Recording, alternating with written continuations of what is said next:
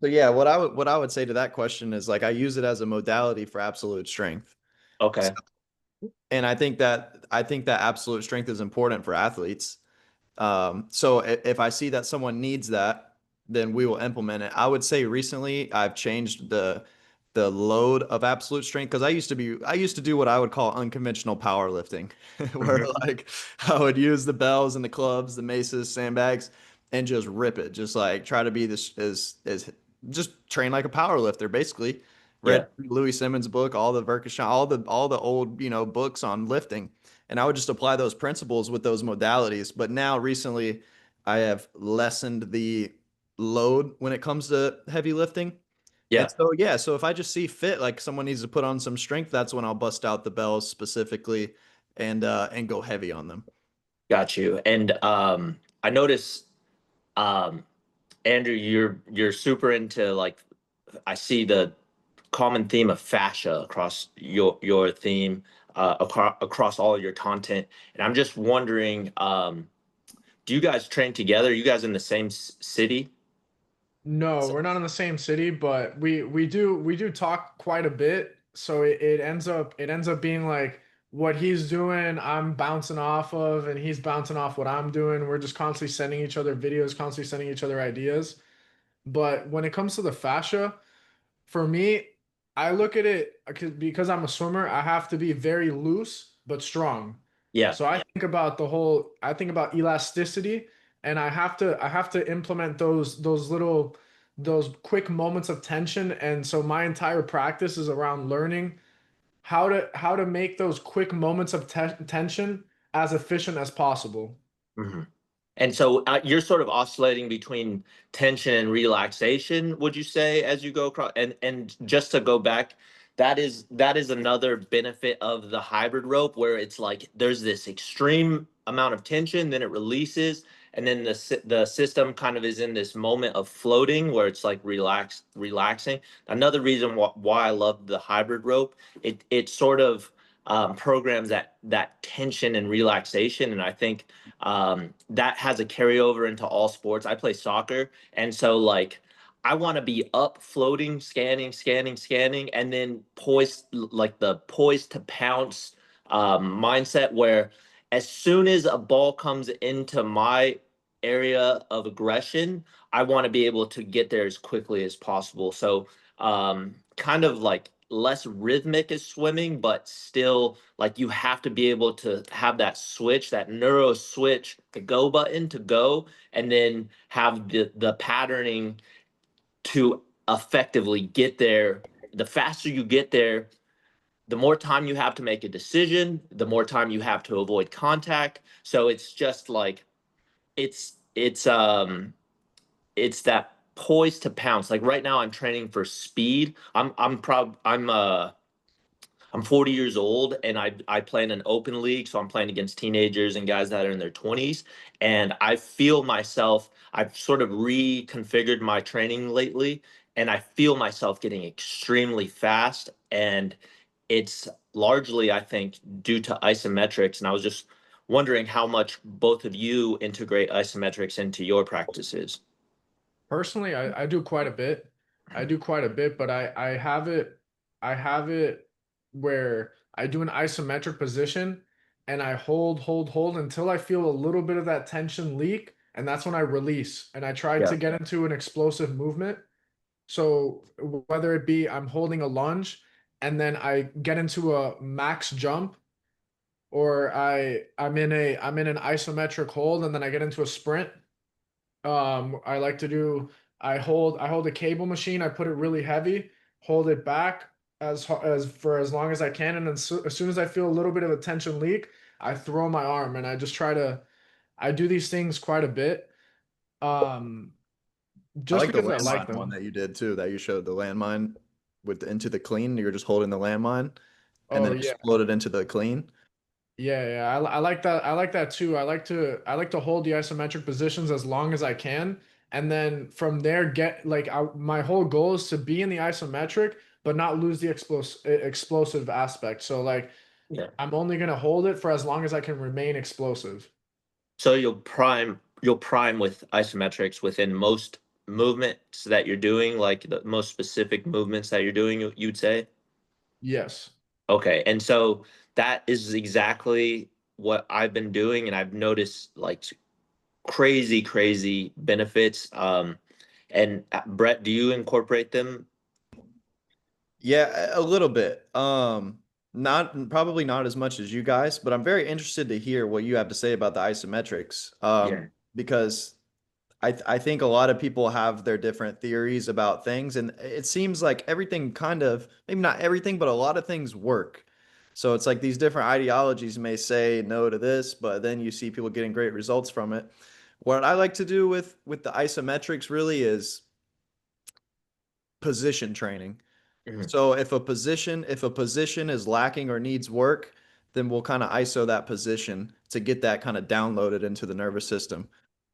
Do you have one or two, like, because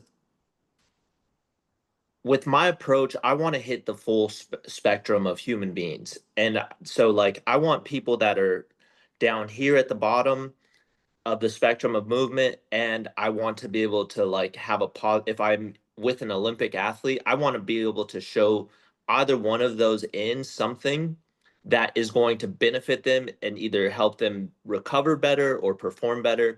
Do you have like one or two isometric positions that you would just prescribe to anyone, or that for either Yeah, of you? I think one would just be a simple head over foot balancing on one foot Mhm. and just being able to hold that. um And so would like with a leg elevated like what would the so like you'd have that weight on, let's say you're doing a front side head over foot. How would you configure the subject? Yeah, that's an interesting question. Hmm. Brett, feel or Andrew, feel Yeah, free to. I'll step Uh, in there. So I'll step in there, especially when I'm working with myself. I like to think of a slight rotation to where if I'm going to be on one foot, I want the whole body to feel as if it's rotating. And so I never want to lose that rotational aspect. So it's kind of like the hips are trying to be leveled. And then if I'm sending my leg, the leg that's off the floor, if I'm sending it back, I'm trying to create this forward and backward motion where my body is rotating into the side where it's on the floor, yeah. and I'm trying to make it seamless. So like the way I would teach somebody is think of one road going forward and one road going backward, and that's just going to put you right into position. I don't like to get too much into do this with this body part, do this with that body part. I try to make an analogy that seemingly has nothing to do with it, but as soon as you start getting that one road forward, one road backward, you see people just kind of rotate into the foot, and then their head naturally finds the place where the tension wants to be. Yeah, I like that. I like that. I think I like to use with that isometric specifically. David Weck calls them expometrics by introducing like a band. So like I think this works great, but you can really amplify the intensity with like a little band there. And then I think the more you get that thumb out, the right thumb to the right wall, for instance, if you're doing a front side coil, it's going like the more you supinate that hand, the more you'll be able to like activate that coil. And I just if there's one or one isometric that I think everybody should be doing, it should be just hanging in a razor Nordic. So think like kind of like not a high Nordic where you're high, but kind of like almost like a horizontal position where you're like low, like think of like a cheetah about to pounce, and then Mhm. coming out finding toe tension at the very beginning of that point, and then seeing how far away from the wall you can get. If you have a Nordic setup, that's great. But if you just have a wall or some sort of prop, it works. So the Bosu Elite or the Bosu ball makes that Nordic feel so safe, where traditionally, like if you just put someone in a Nordic position, the nervous system is spazzing out, and they are just like no one does Nordics because they're sort of terrifying. I think almost subconsciously, but just if there's one I would recommend, it is the Nordic ISO where you're just propping your knees on the and you're finding toe tension, you're pressing the toes against the wall, you're trying to find as much toe tension as possible, you're driving your knees, you can go a little bit wide with your knees, try to find as much squeezing as possible, and then you're steering with the hands. The more you steer the hands outward, the more you'll be in that external position, the more you bring them into that pronated position and tuck your chin a little bit, you'll be able to find the internal. And I was just curious because Weck Method is having their next certifications next weekend.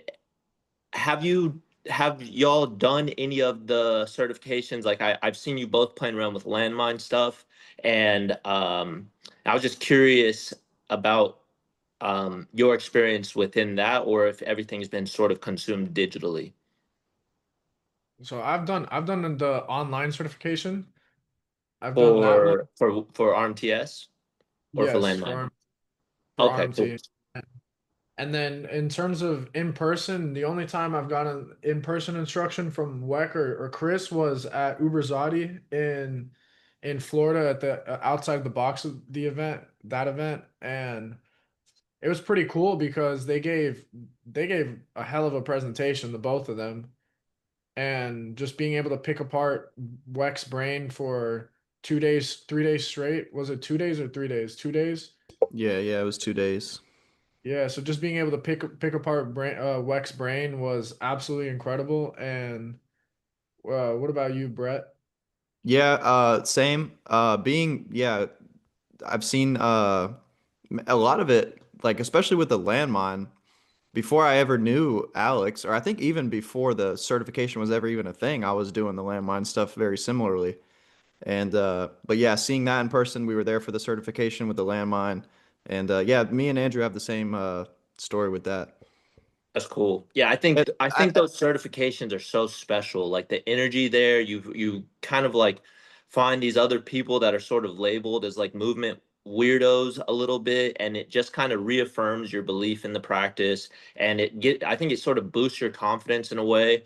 And I think all of this stuff has a really remarkable ability to throw you into like creator mode where you're like, man, like I looked back at my Instagram before hopping on today and I was like, man, like I was posting like a random pic like every 6 months, and then like I've found Weck Method a few months later, or maybe a couple months later, I'm just doing I throw up a picture doing windmills with the RMT club, and then it sort of just like unfolded, and it just, I don't know. I think there's something special about it, and it just helps you to feel seen and believe in something that you want to share because you feel the improvement and the added quality of life that it gives to you, and you just want to share that with other people. And so it just it like forces you to create and come out of your shell a little bit.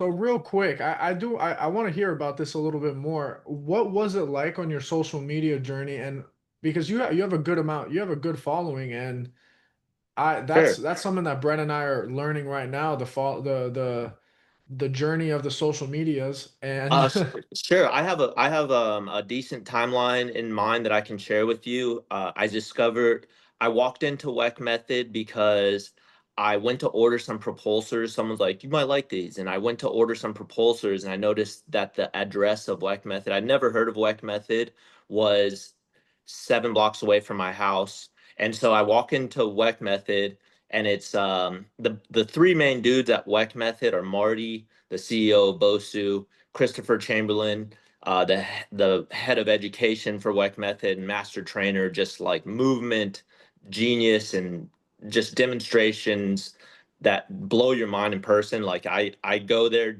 just to like watch Chris some days. Like I'm just like, this guy is doing wild shit and he can just do everything. And then David Weck, the inventor, the inventor of the Bosu ball and all of these other tools.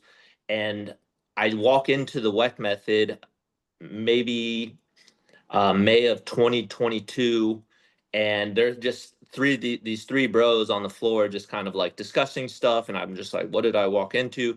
David is like super friendly. I think he saw an open mind in me and was like, come back in a few days. I'm just going to introduce you to rope flow. And I was like, okay. Like, I didn't know who David was. I didn't know what I was getting myself into, but I just went in there. David showed me the cardinal directions where everyone should be living within rope flow as they set the foundation for their practice.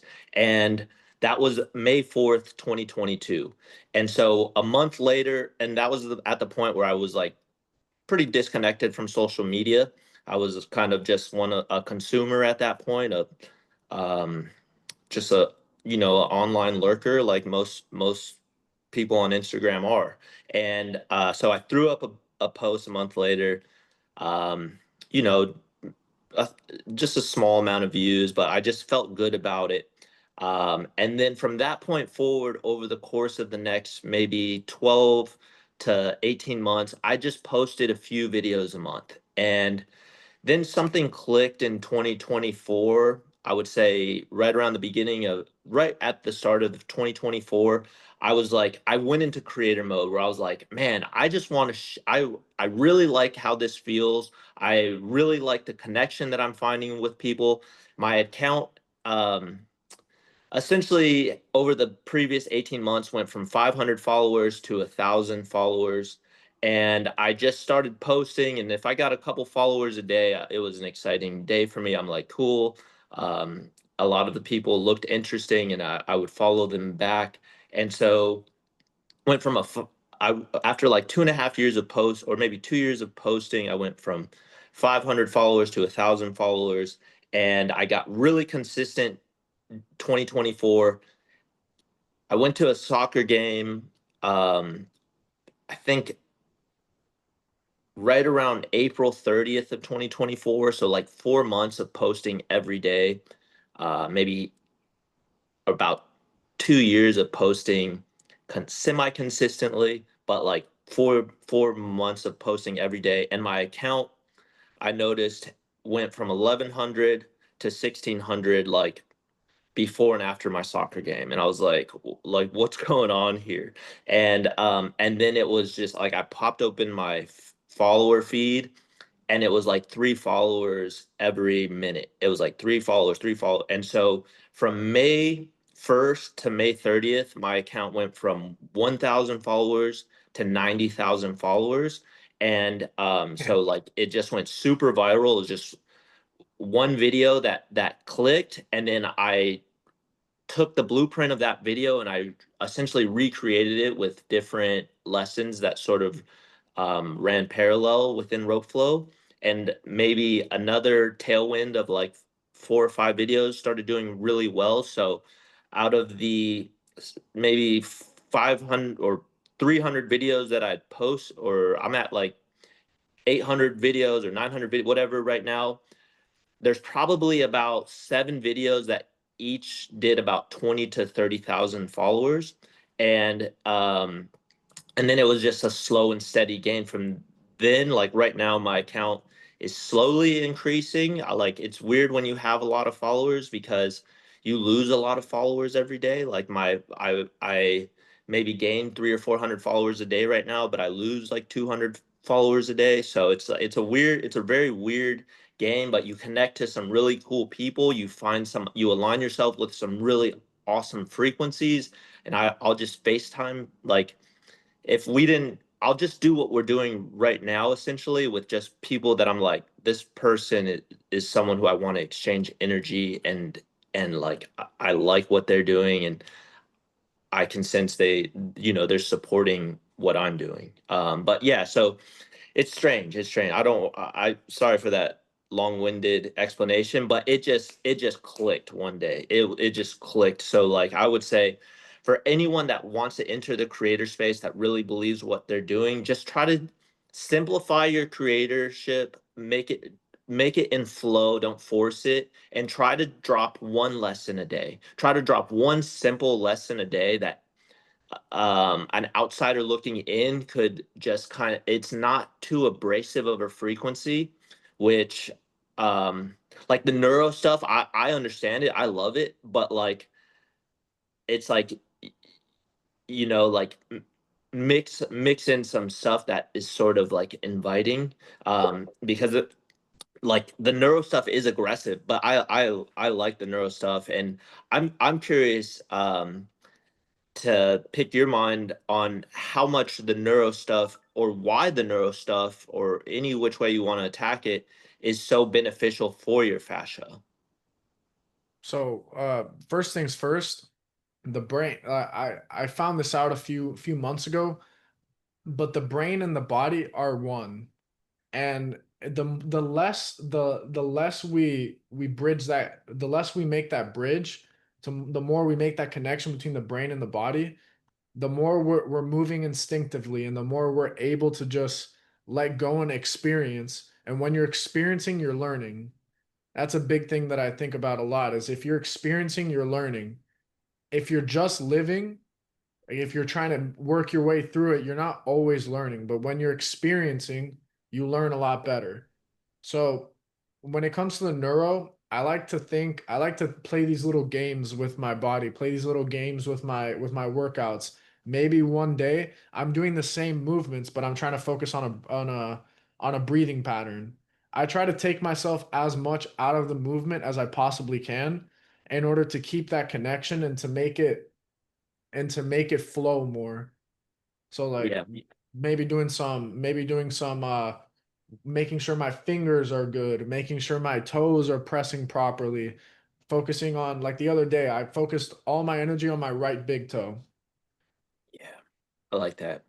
I like that. So have you played around with these neuro grips at all by Dragon Door? I have not. What Dude, the is that? neuro grips are awesome. Like like what I like to do is come into like a low push-up position, and with pump my, like my knees would be on the ground, and it just super creates this like discomfort in your soleus and your calves and in your feet. Like it just like something about, you can do push-ups with this. Chris does crazy. Christopher Chamberlain will do he did a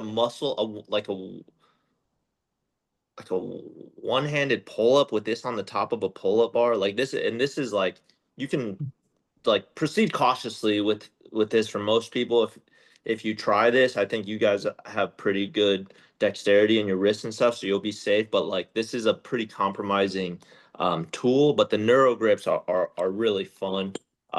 And Look at that. yeah, the neuro grips are great. What about the soul steps? Have you guys played around with Oh, the soul steps Oof. at all? I use the soul steps every damn day. Yeah. Every day. What do you like to It's do with them? I like to do a lot of the standing, like the isometric stands on them. Yeah. I like to go, I'll do one set with it, one set without, and How just. would you describe the feet, or how would you describe the like difference in with or without? So truth be told, when I'm on it, it's a little bit of a learning curve, or not a learning curve, but it is a different surface. Yeah. So it's the whole time I'm really trying to feel that tripod of the foot. So Yeah. that's the big advantage of the soul steps, is it kind of, it's a hack. It's a hack to feeling that tripod, where you have Yeah. the palm, I call it the palm of the big foot or the big toe, the palm of the pinky, and then you got the heel, but it's not the whole heel, it's the outside part of the heel that personally I like to feel. I'm not sure if it's correct, I'm not sure if it's not, but it's where my body feels Yeah, comfortable. no, I think there's something really special. For me, it puts me on a really good balance point where I can kind of tap into that. And just to change gears, Brett, I saw you doing some like cool stuff with rope flow, and I was kind of curious what your relationship with rope flow is. yeah. What I like to do with the rope, so and a lot, I don't really post a whole lot of rope flow, so I get in and I do it a lot. Especially if I am not getting a whole workout, I'll just do rope flow. I'll just just pick up the rope and start playing around.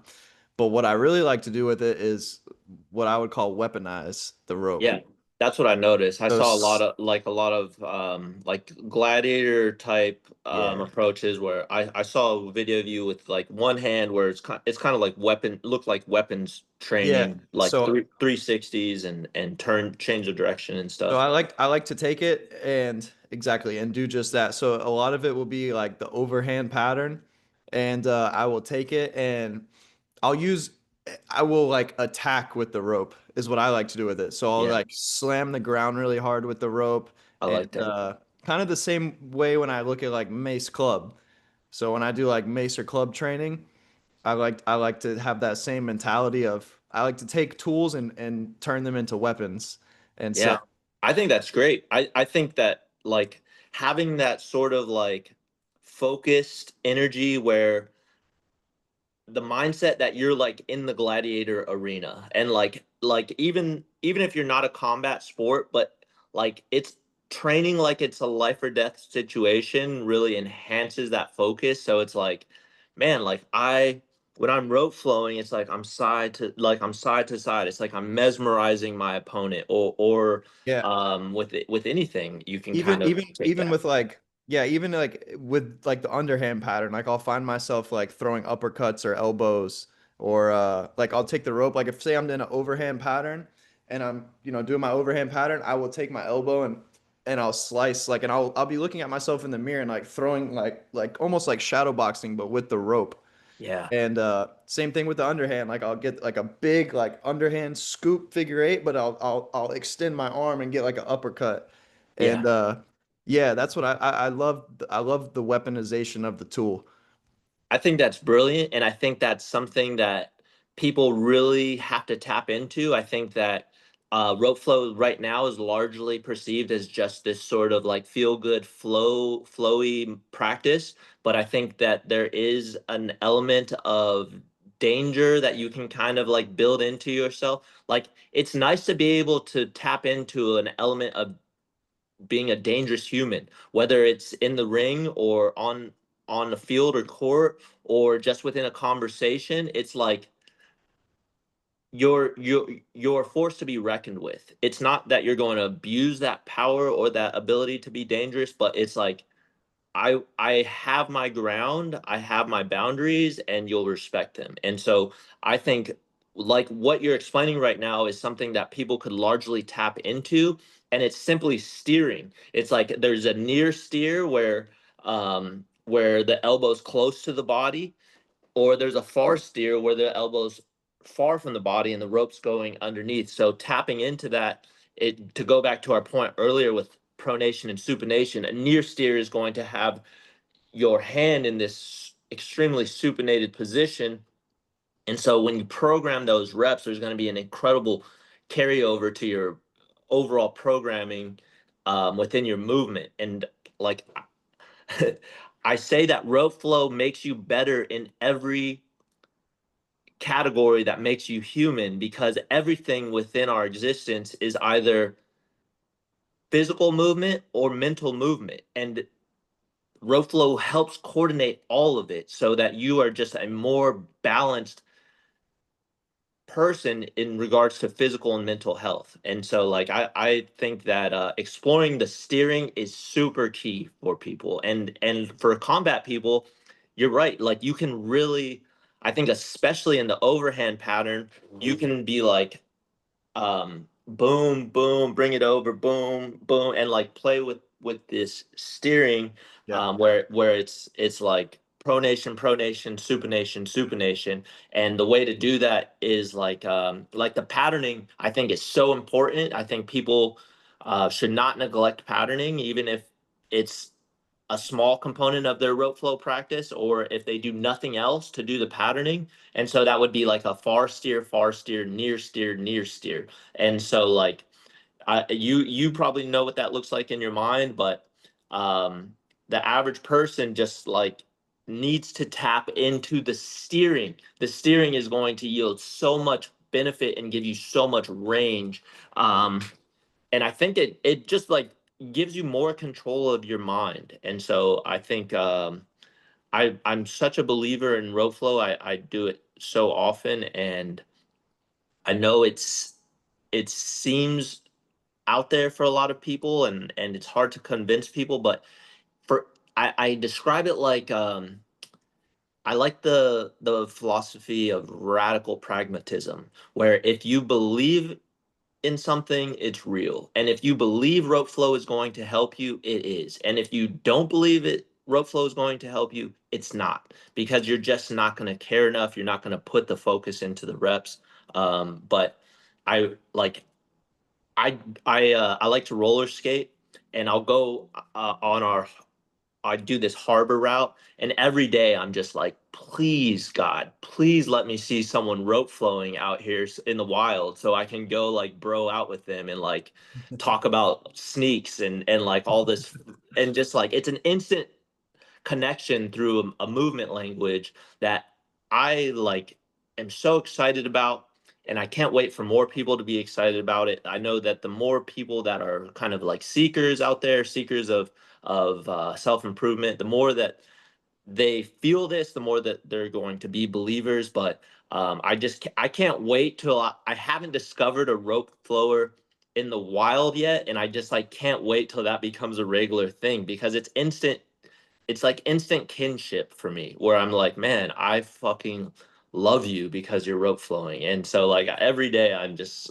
on the harbor, like there's these grassy knolls along the route. I'm like, please let me, please let me see one. And I'm curious, have you guys ever encountered someone just out there flowing?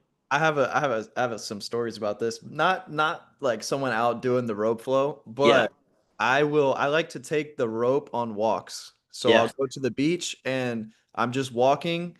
And side note, like if I'm doing that and I'm walking with the rope and I'm keeping the rope in movement, a lot of times I will just like back to weaponization. Like I'll just like bust out in like a sprint, but keep the rope in pattern and like yeah, weaponize it.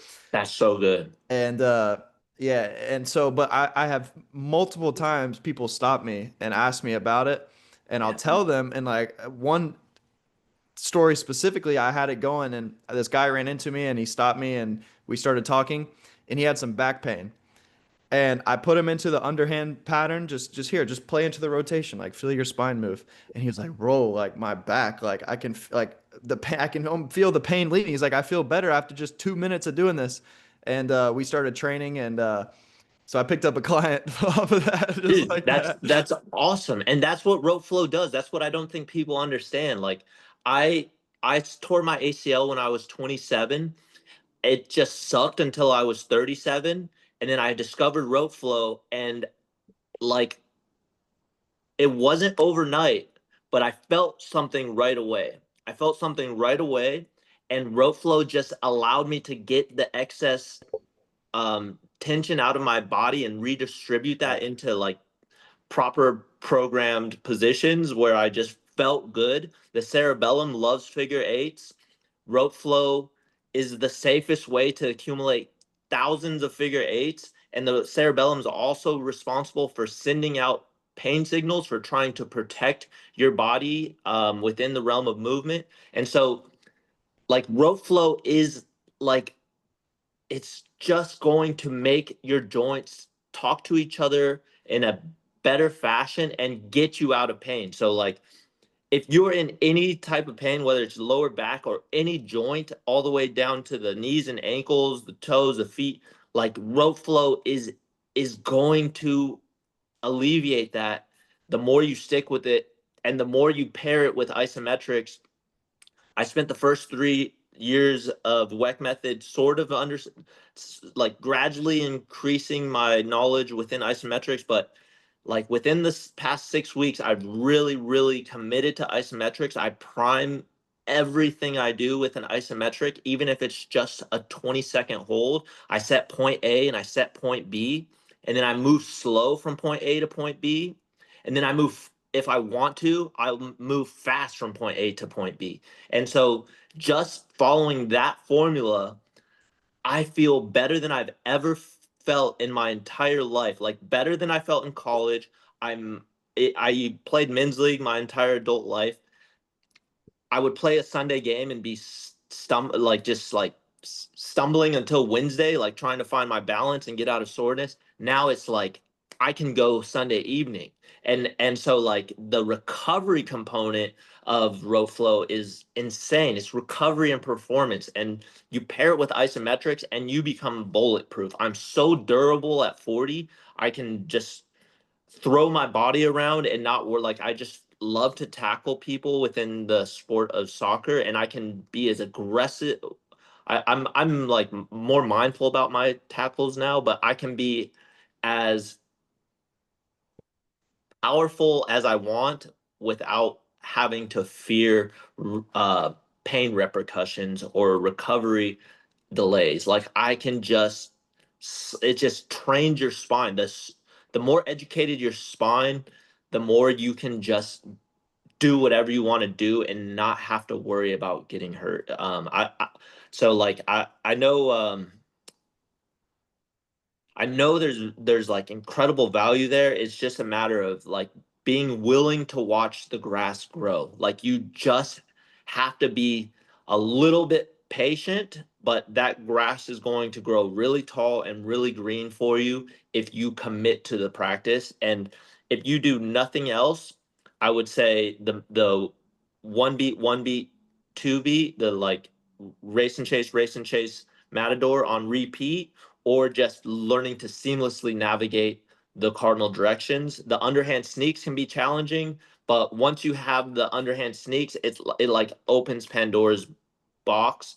And I just felt like this instant boost of neuro wisdom when I locked in the underhand sneaks. So like you might need someone in person to show you that. The overhand snake's a lot easier to obtain, but like the sky is the limit. Like I'm 40, I was a broken toy, and now I'm revamped and like better than I was when I was 19. I'm less injury. If you're injury prone, if you're an injury prone athlete, even if like injury prone athletes, that starts happening when you're 12, 13, 14, 15 years old. You develop this pattern of being an injury prone athlete. Like this can correct that pattern for you and get you on such a better trajectory. So like I can't talk about rope like you guys, if you're familiar, if anyone's familiar with my Instagram, you know that I'm a blabbering fool when it comes to rope flow, but that's just because it has helped me so much that I just want to hold people down and make Yeah. them do it. It There's a just lot of connects you. It just connects you. there's a lot of people that can definitely relate to that. There's a lot of things I want to ask you based off of what you said, but just going back to rope flow for a second, like where we were whenever I handed off to you, but like the most people most people don't move in that fashion. Like there's a lot of those rotational qualities and that fluidity that is totally lacking in people's exercise routine. And so when you hand the rope over to the guy that his back hurts and he starts to move within the pattern, he's never moved in that way. So it is like that instant relief and feedback. And I would say too, in the world of social media, there's a lot of hate, but I have never once in real life encountered someone that was hating on rope flow ever. Everyone thinks it's the coolest thing. Like random people that I meet at the beach and then all the people in Yeah. my gym, especially with fighters, because we jump rope all the time. And so when I can introduce what I would put in air quotes, jump rope tricks to the Yeah. to the protocol, it's awesome. Like people love it. I've never once encountered somebody that was hating on rope flow in real life. Yeah. Wait till you go viral. Well, but I that's mean, that's still social media though. Oh yeah, yeah, you're right. But I appreciate I appreciate the naysayers. I appreciate everyone and I empathize with them, and I just it gives me a little bit of a inside look into their lens on life and to their ability to have an open mind. And new things are really scary for people with a closed mind that are sort of led by ego. And um, I think there is this magical quality of rope flow that really gives you control of your lens on life. The more clarity and focus that you obtain, the more that you can direct your energy and your focus and your gaze, both mentally and physically, on the things that are positive and that are serving you. And so like, man, I have such a good control of my lens on life now, and a way of framing things and realizing that life isn't it's not things aren't um happening to you, they're happening for you. Everything is an opportunity to like make the most of that situation rather than be like bogged down by the emotions that sort of come with adversity, rising to the challenge, strategizing, and being able to visualize what a positive optimized outcome can be for you if you create a plan of attack. And so that applies to everything. And I think like this has improved my relationships with everyone across the board. It's improved my ability to manage other like players, employees. It's improved my relationship with my father, my mother, my girlfriend. Like everything improves with rope flow because you just learn to coordinate and navigate seamlessly and fluidly through everything as a matter of stacking all of these perfectly programmed reps. And so to get, and I like the philosophy that practice doesn't make perfect, perfect practice makes perfect. And so there's some very subtle, simple cues that you can apply to rope flow that are going to take your practice from a maybe I'm getting a little something out of this to holy cow, I am transforming overnight and I'm getting so in tune and connected with myself that like everything that I do, like red light is going to be more effective on you. Cold heat is going to be more effective on you. You're going to have this understanding of, man, if this part of my body hurts, um, where is that stemming from? Is it local or is it distal? Like, and you just start to understand and feel your body in such an amazing way, and just everything improves. One thing that I'd like to share with you guys, I'm not sure if you've heard of it, but it's called an RPR map, and the RPR map is essentially, are you familiar with that? Yeah, yes, what is it? Reflexive performance reset.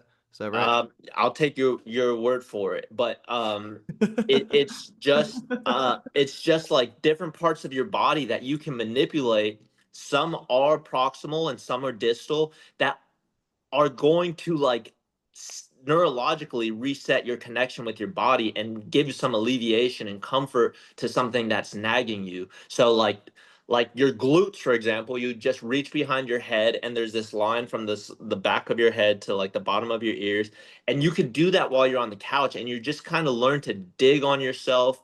And zone one, if you just do the zone one, which is the glute reset, the diaphragm reset, and the psoas reset, like every athlete would benefit so much for that, and every person in general, but the people that are really chasing something and putting themselves through excess wear and tear, man, the RPR is magic. And the more you row flow, the more you do isometrics, the more you're going to be able to lock in and connect to those trigger points and to the benefits of it, and you'll be in tune with yourself to sort of understand yourself. And ultimately, we don't want to be reliant on all of these different modalities for healers for extended amount of time. Like you want to be able to heal yourself. And I think rope flow and isometrics give you that ability to lock in with yourself so that you no longer have to be dependent on other people. You no longer have to go to a chiropractor or acupuncturist or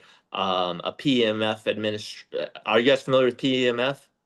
Yes. PMF is freaking incredible, but you don't want to be addicted to these modalities. You don't want to be reliant. So, um, yeah, I don't, I just, once I get started on row flow, I just go and go and go. But I just want to like beg everybody out there, please do rope flow. Like that's that. I'll just end it with there, and we can change gears and Hey, so into something else. one more quick thing about the ropes. Yeah, Like Brett we can said, go on it all day. Yeah. in person, people really do like it. I go up, I have a rooftop pool in my building, and I go every single day. 10 minutes, non-negotiable. I'm up there at least 10 minutes where I'm doing my rope. And nobody hates on it. You've got guys who are bodybuilders, and the thing is, I think context matters. I think context matters for sure. You see somebody because a lot of the times people will attribute that to oh, that doesn't look like it's doing anything. But then you see somebody doing fast stuff, you see somebody doing stuff that isn't, it's like, okay, wait a second, that looks like a workout. Like a lot of the times I'll do like these jumps. I'll do a lot of jumps with it. I'm doing a lot of the fast stuff as well. I don't post a lot of rope flow because when I'm up there, it's truly my disconnect time, That's truly my fine. disconnect. Yeah. So I will get better at posting it because I do, that is a big part of what I do. But it's just when I'm up there and I'm doing it, I'll do some stuff where I'm really just like cocking the rope back and throwing. Because I'm a sprinter in swimming, so I really have to be fast with the arms and have to be Yeah. fluid. And I think the biggest thing that rope flow has done for me is taught me how to move the body while moving in these high speeds. Because like the rope, you can't force it. You can't force it because then it's not a clear line. It's not a clear spiral between both sides. I like to Yeah. think of the rope as a disconnected, like I think of the rope as disconnected. And depending on how well you're moving, if you're moving, if you're rotating, and if you're moving well, then it doesn't intertwine. I don't want it to intertwine. I don't want that line to be, what's it called? Uh, Curved. I want it to be straight the whole time. And I think of each side as two different sides that come together from here, that come together from the middle of my body. And Yeah. that's the connecting point, not the rope. Yeah, and I think like I think I've seen some mention of it on your page as well. There is like a metaphysical carryover to this. And so the more you flow with the flow rope, the more you learn not to force things in life and the more you learn to just flow with life. If there, you get thrown a curveball, how can you adjust and not offend the rhythm of your life? How can you take that fluidly and seamlessly? And I truly believe there's this metaphysical carryover with rope flow where it just teaches you how to flow, like how to flow. And that can be in a conversation with someone, learning to like sort of like I'm very, very, very in tune with the energy around me. And it just maybe more so than most people, but learning how to read people and how to improve your communication style, both verbally, non-verbally, both physical expressions through the body and physical expressions through the face. Like I really like that concept where like the rhythm of the rope really can sort of set the tone for the rhythm of your life. And I think the more you practice, the better the people like to ask how much should you rope flow per day, and I like to say that at the very least you should have the ADA says that you should brush your teeth for 2 minutes a day, or 2 minutes in the morning, 2 minutes in the evening. I like to think of rope flow as like, instead of dental hygiene, it's mental hygiene, where you're just kind of like polishing your brain at the beginning of or end of your day and just doing it for a couple minutes a day. But like some days where you just feel disconnected, or you're having an overwhelming sense of emotion, or you just feel challenged, or your body is just really run down. Rope flow is that low impact modality that offers you a safe haven to move and sort of alleviate that mental stress without wear and tear on the body or offending maybe you're extremely sore from the previous workout. Maybe you're mentally sore from a traumatic episode.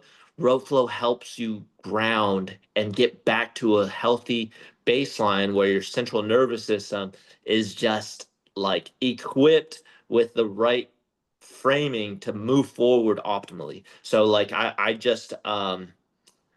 love that you do it for 10 minutes a day. And I think the more people just keep a rope with them and just stack a minute here, a minute there, I think it will optimize people's efficiency when they're at work, if they're a creator in a creative space. Taking a 2 minute rope flow break every hour, every other hour to sort of like reset, it fuses the left and right brain so that you can kind of fuse that logic and creative connection to like just make cool stuff, like make cool stuff. It just elevates everything. Wh- Yeah. Yeah, I When just I first found the rope, when I first found the rope, I would tie it around my waist, and I would never. It was like a part of my outfit, yeah. like a part of my clothes for the day. I know I would go get gas in my car, and I would rope flow while I was Yeah, filling up my car. that's perfect. Like I'm not. you could just do it any little break that you get. Like I think, and even if you're just doing one hand, like I created a double wrap called David Sling because I rope saw that. flows. It's so And cool. so like even if you're just and even if you're not in that double wrap, but you're just stacking figure eights on one side of your body, and the best cues that you can give for rope flow are weight shifting, trying to have a little bit of shoulder to hip, taking this ear and trying to hear what's over here, and then trying to hear what's over here, and that sort of aligns with coiling as well. So it Christopher Chamberlain will just drop little gems in my ear after like every few months. He'll just drop something, drop a little crumb to me, and I'll just be like, holy shit. And so when we're walking, we're essentially just trying to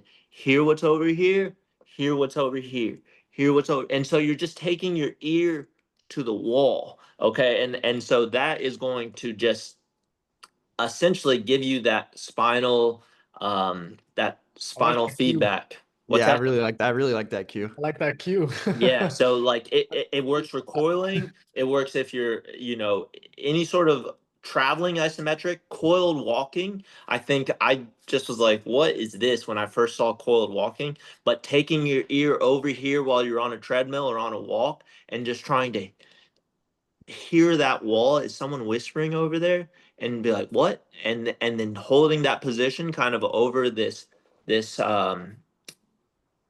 left coil if it's my left ear, and then walking in that position, and so you can prime with that. This is like the coiling core training is a primer, and so it doesn't, if you want to move efficiently, you can do a 30-second isometric primer, so that's just static hold with my ear to that wall, and then I can walk 30 seconds with that ear to that wall, with or without a band, and then I'm ready to go. So just like the simple practice of priming will serve people so well, and it just, that slow or non-move, that moving without moving feedback, or that slow moving feedback is just going to make your central nervous system more ready to accept that fast movement.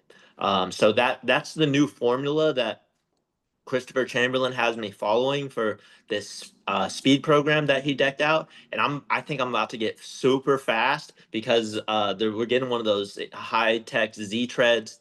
Uh, Oh, nice. we're getting one of those at the Weck lab, and so That's I'm so gonna be cool. on that thing. And I've just been priming for the past 6 weeks with all these, mainly six different movements. I've just been living within those six movements, and I feel myself becoming so sneaky fast on the soccer field. I haven't measured anything, but it'll be interesting once we have the treadmill. But yeah, just the simple formula of setting point A, setting point B, moving slow from point A to point B in a controlled fashion, and moving back from point B to point A in a controlled fashion, and then maybe moving fast for a component of that, whether it's A to B or B to A, in a sort of calculated, smart way where you can do it without offending your nervous system, and finding that snappiness, that quick movement. Because if you want to be a faster athlete, it like, you don't need to go run 100-meter sprints. You need to do, like, I love the pulsers. Do you guys play with the pulsers at all? What So is Yeah. it? like, like, you need to learn the pulse, and you I love do the vest too. you both have. I use a vest every morning. I use a vest every morning, and I use it almost. I'm not using the vest in a explosive manner right now. I'm just training the pulse. So it's just like, imagine you have to go pee and you're just kind of shifting weight back. You're just kind of like in a Yeah. trot, like the Mark Bell trot, like, and it's just subconsciously training that pulse. If you're just trotting at 2 miles per hour or 3 miles per hour in that vet, like this guy right here, you're just training the entire fascial system to sort of go up and down together. That's what the pulse is. It's training that up and down. You're sending an energy wave down to the earth, and it's just like hitting the earth and coming back up and giving feedback to the brain. So your rhythm within movement is nasty.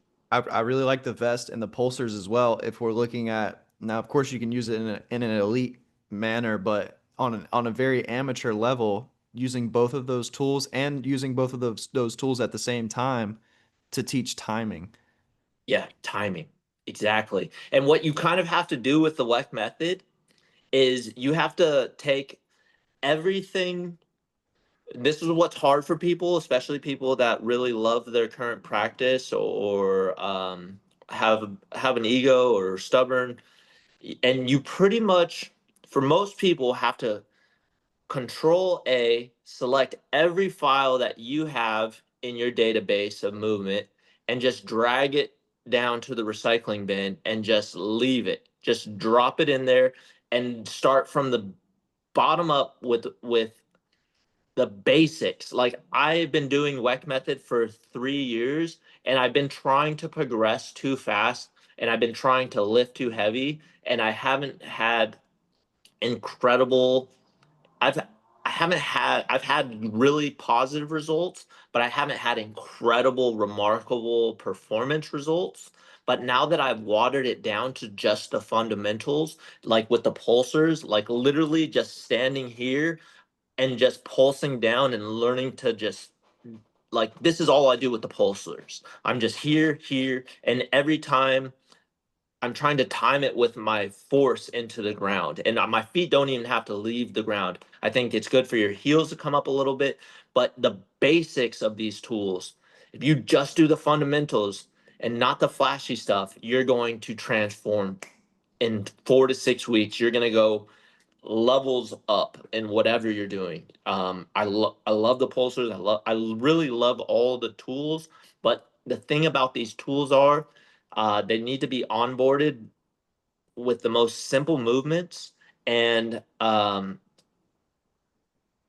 the more connected you are, which comes from rope flow. I think initially rope flow will open up the doors to being connected, and isometrics sort of like really solidifies that connected potential. The more you'll feel the benefit of these tools. Because if you're a disconnected person and you don't have that Peter Pan quality where you want to believe in something, if you stand on this, you might not really perceive an added benefit. You might just be like, I'm just standing on a clog. I d- if you don't have the desire to believe in the product, you might not believe in it. It's just like you kind of have to believe in the practice and open up the doors to connectivity with rope flow. Like I know for me, rope flow, like if you look at my early reps of rope flow, I had so much tension in my body that Yeah. um like I was really aggressive with the rope, and I think it's good to be really aggressive with the rope.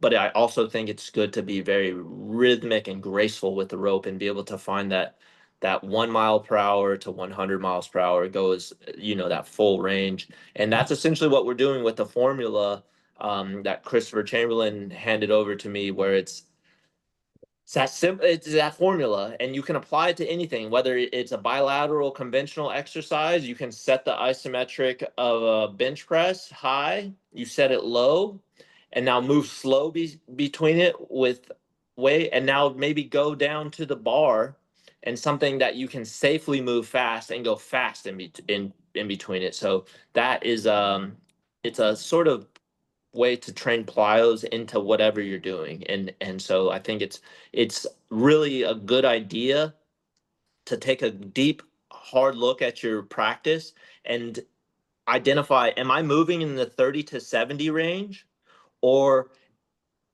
am I moving really heavy weights with very slow pace and very light weights with very fast movement? So like being, that is how you achieve that full spectrum.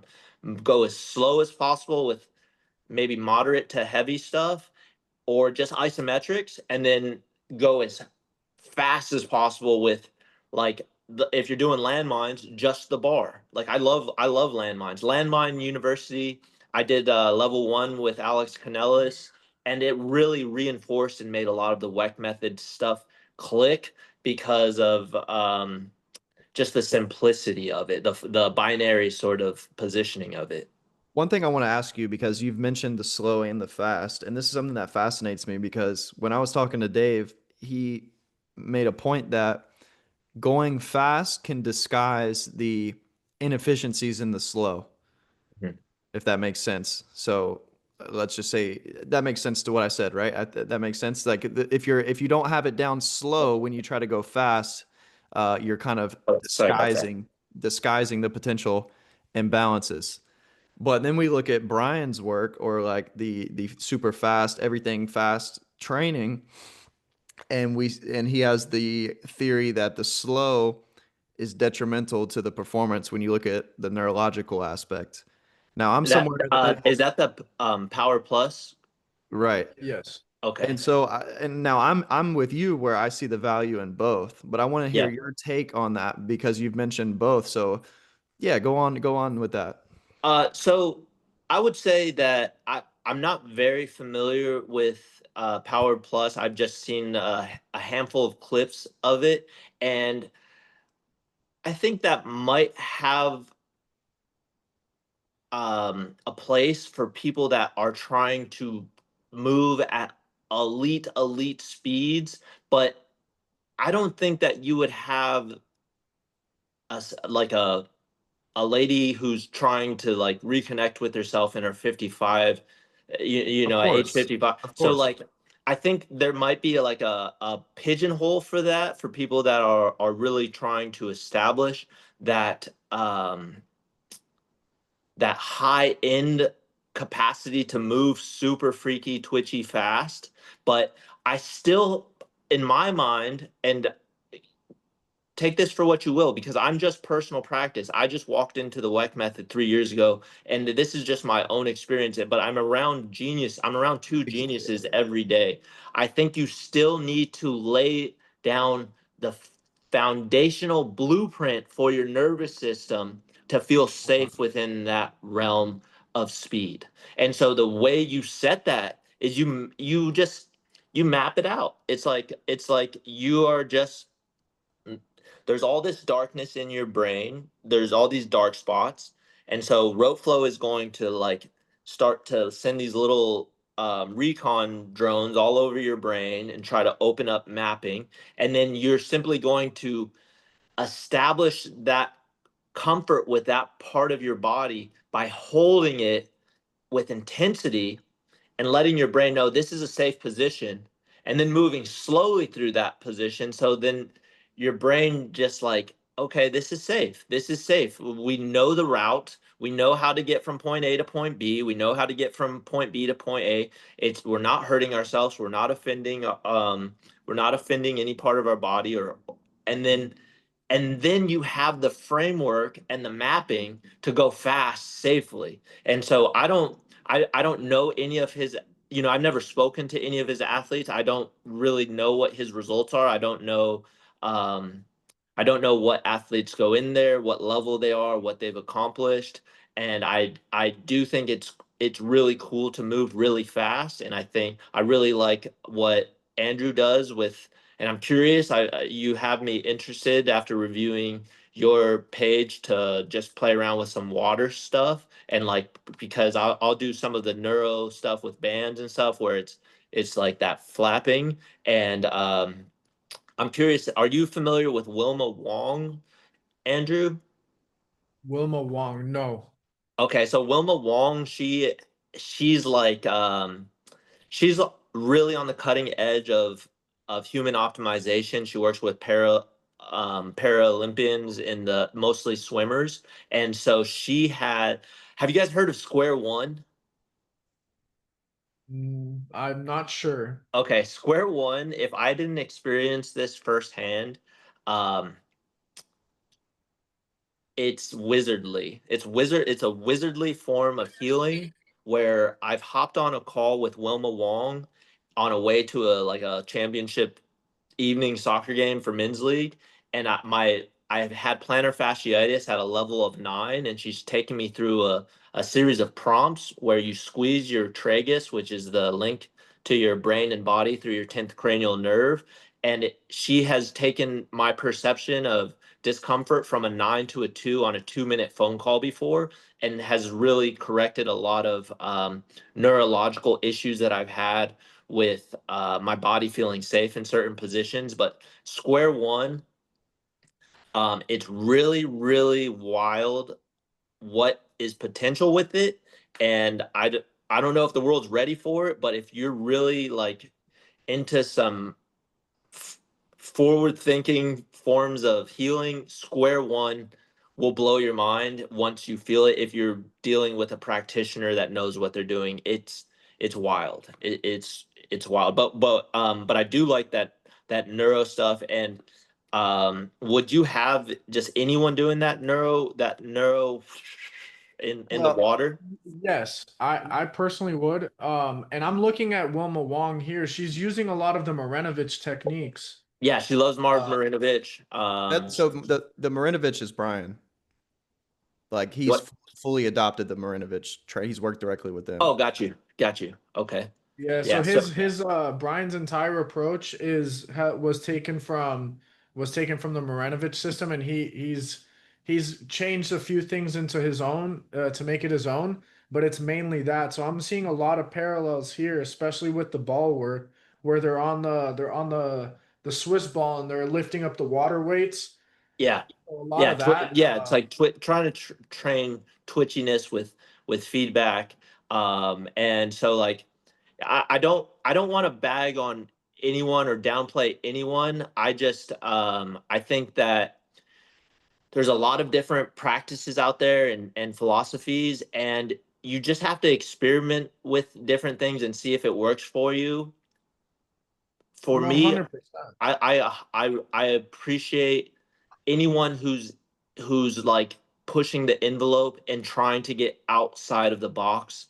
And so you're saying that Power Plus, they sort of they are anti isometrics or anti slow movement at all. So Not necessarily. They do a good amount of isometrics, but the isometrics will have that element of confusion. So the whole thing that Brian talks about is, and again, we're not in the gym. Neither one of us are in the gym, so we don't know every single thing that they're doing. Yeah, And that's a big thing as well that I don't think we'll ever have a complete understanding of it unless you're there on a day-to-day basis. Same thing with 100%. with Weck method. You'll never have a clear understanding unless you're there every single day. But from what I understand of the isometrics they will do is they'll add a component where like I watched this video where Brian was talking about holding the toes on a slant board, so holding the heel up and then catching a ball, playing, doing some juggling and trying to make sure that there is some level of chaos where the athlete is keeping that ISO of the foot up because essentially like you're doing an isometric in the game of your heels up.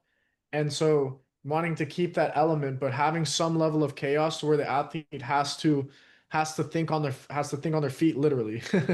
Yeah. No, and so like I like how you label that chaos. And so I I think that there should be some balance just from my own approach, some balance of order and chaos. Where if everything is just always chaotic, I just I think that that can really be a stressful thing to the nervous system. But again, I don't know, maybe he has something that balances that out with some level of order, where maybe it's maybe it's some sort of breathing. I like you said, you have to be there to see what the full scope of what he's doing is. But just from my perspective, and I think widely apply it to everyone, to the entire human race, um, I think order and chaos are both necessary for your practice and just for your life in general. For just to get back to the metaphysical, like it, if you're, if we're just applying it to rope flow, if your body, if your mind and life are just too chaotic, you can come in and do patterns, and you can reestablish some order. If your life is just too boring and boxed in, and you just feel like you're stuck in this um, sort of stuck energy, then you just flow. Then you don't really think about the patternings. You just see what the rope wants to do, and you just move and explore and close your eyes. And to get back to what you were saying about closing your eyes, um, I like to play with your eyes. If you do practice with your eyes open, there's a few different ways to practice with your eyes open, where one is like taking like a fishbowl lens and looking down at the earth, and then you can do the same thing up to the sky. You can have like a fiery focus, like a on a target, and zoom in and just have that target. I think it's really good to set targets initially while you're playing with the cardinal directions within rope flow, because you're just setting like a focal point for your cerebellum to balance off, and then you can also just have that straight out wide gaze. So I think playing with your ocular lens within the practice of rope flow can have some like fun nuance to it that gives you your brain and your body a different sense of feedback and relationship with the practice. 100%. And I think one thing that you were talking about before, you were talking about how in the beginning of your rope flow journey, you were holding on to a lot of tension. And I will say that that is something that I struggle with quite a bit. It's getting better, but one thing that I find is that because I was doing a lot of weights before, I was doing a lot of weights, my body was having a tough time relaxing. And so when I would go into the rope flow, I was still getting those aspects of the hypertrophy because I was really good at tensing up and really good at promoting tension within the body. But Yeah, then the reason why I shifted my training so much was because I was having a lot of trouble, especially with the rope flow. I would finish rope flow, my back would be shot. My back would interesting. be shot. Like I Yeah, do my 10 minutes upstairs and it's like, wow, that was a workout. interesting. And within that realm, do you think that you were predominantly overhand or underhand, or do you think you were sort of balanced out? So I will say that doing more underhand has helped the issue. Yeah, Has helped the issue. Especially doing the underhand sneaks. That was one that I unlocked not too long ago. yeah. I unlocked that one and Yeah, that one took me a long time to I didn't sneak for the first 7 months of my practice. the big thing for me too is I could get it on my right side, but I couldn't get it on my left. Same. I had a similar lopsided approach too, where one wrist just wouldn't break into that back pocket. Right. And then because of that, I didn't want to do it at all because I was like, okay, if only one side could get it, I'm not going to allow that imbalance.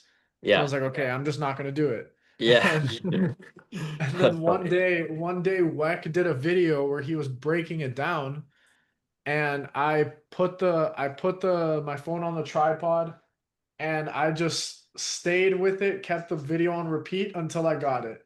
Yeah, was it the arms wide pick a side one, or or I'm a something? visual learner. I can't Yeah. if like cues for me are very are will be very misleading. So I'm a visual guy. If I Yeah. can map it out, if I can see what you're doing, and then I can't even like I can't even create like a note in my head of what you're doing. I just have to see it.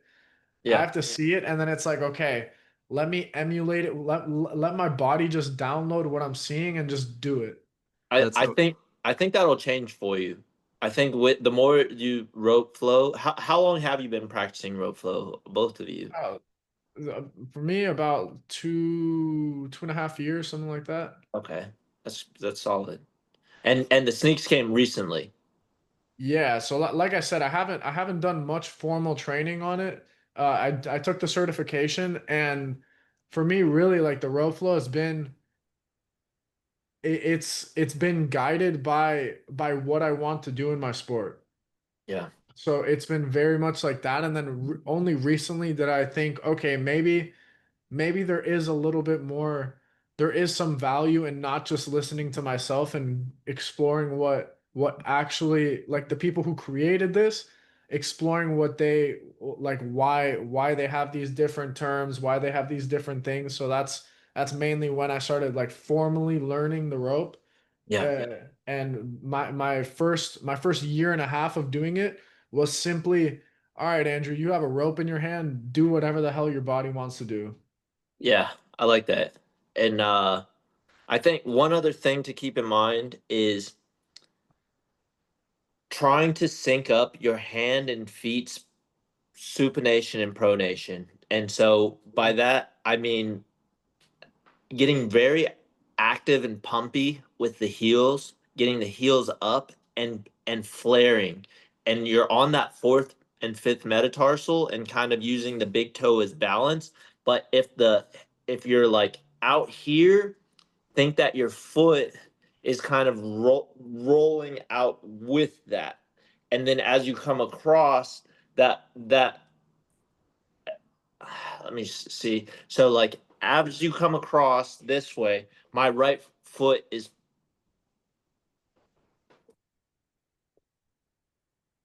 my right foot is pronating and and flaring out. So like the Mhm. more you supinate and pronate your hand and feet in tandem, you're gonna notice your coordination is just gonna get nasty, bro. Your body control just gets like crazy proficient. Wha- And Brett, how about you on for on RoFlow? for me, it's been totally new, totally new. Like couple months, really. Like Oh, cool. I didn't even get. I would do it a little bit, no formal training. I would just do some stuff that I see online with a regular rope, and I had been doing that for a while. But it wasn't. I didn't even get my first flow rope until April of this year, so a couple months ago. Cool. But then whenever I finally learned it, I just went all in. I got like a ton of ropes for the gym, and it's and then whenever when I read Weck's book, it really opened up my eyes about it's a coordination tool. So like if we look at young I didn't even know athletes, Weck had a book. When did he come out with? What book are you talking about?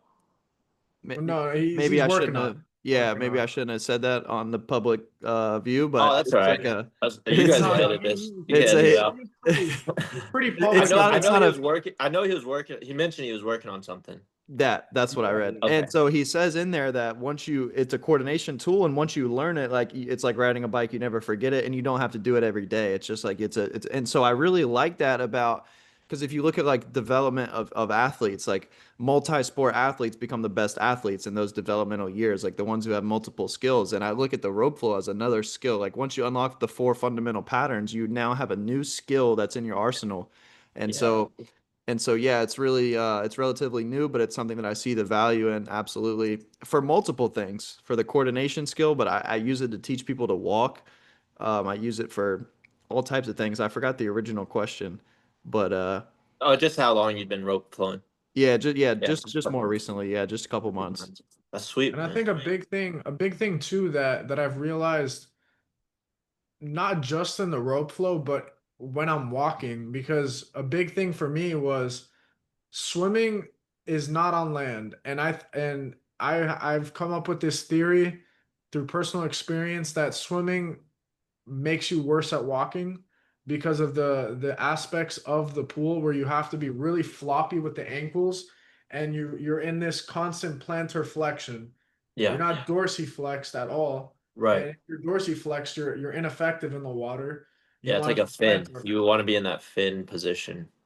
Right. And so a big thing that I've learned because of rope flow and learned because of all this Weck method stuff was when I'm walking, I'm catching with each step. It's Yeah. not, I'm not doing what they say in the biomechanics textbooks where you're doing a controlled fall and then you're catching yourself, but it's the entire body is catching that moment of tension where it's like, I'm gonna, I'm gonna move a little bit further, take off the background real quick, where I'm thinking of each step being a catch, Yeah. a catch. And Yeah. obviously that's very exaggerated. That's very exaggerated, but It's not though, because I feel like there should eventually be like a WEC method walking video game, because like it's like you like now when I walk, not always, but when I'm in the mood, I'm like, can I find the perfect step? And like can I bring this knee up and find a contraction here for just a split second before I shift my weight over there? And can I like walking starts to feel so good. And I could Mhm. like my knee, I had so much inflammation in my joints just a few years ago that some days my knee was too locked up to go for an evening walk with my dog. Like I couldn't even go for a walk a few years ago in the evenings at a pretty significant clip. And now I get like I probably get 15 to 20,000 steps a day just routinely because I just love moving. I just I just like it makes walking a game almost once you start to get in tune with your body, and it's just like this like was every step stronger. Like it really is the WEC method principle where every rep that you do with this philosophy is contributing to making every step you take feel better and allowing you to be in tune with that step. And like man, it just gives you this like flowing sense of gratitude to be able to move and play. Um, I'm 40 years old at 37. And I'm at 40 years old. I feel the best I ever felt in my life. At 37, some days I couldn't even walk. Okay, so like I felt this transformation. That's why I believe in it so much. And so for anyone that's in pain, for anyone that's having trouble walking, for anyone who's having issues with balance and has all of these things in their head, these limiting beliefs that this is just my trajectory, those are the people that could benefit so much from this practice. And it's so much of the glory is just in the weight shifting. So when you pick up your flow rope, just think, can I travel my head from one foot to the other foot? And I'm literally taking the control center of my brain, the cerebellum, and I'm trying to park it over my fourth metatarsal as I listen to the wall over here. And then I'm trying to park it over my right fourth metatarsal as I listen to the wall over there. And it's just this dance.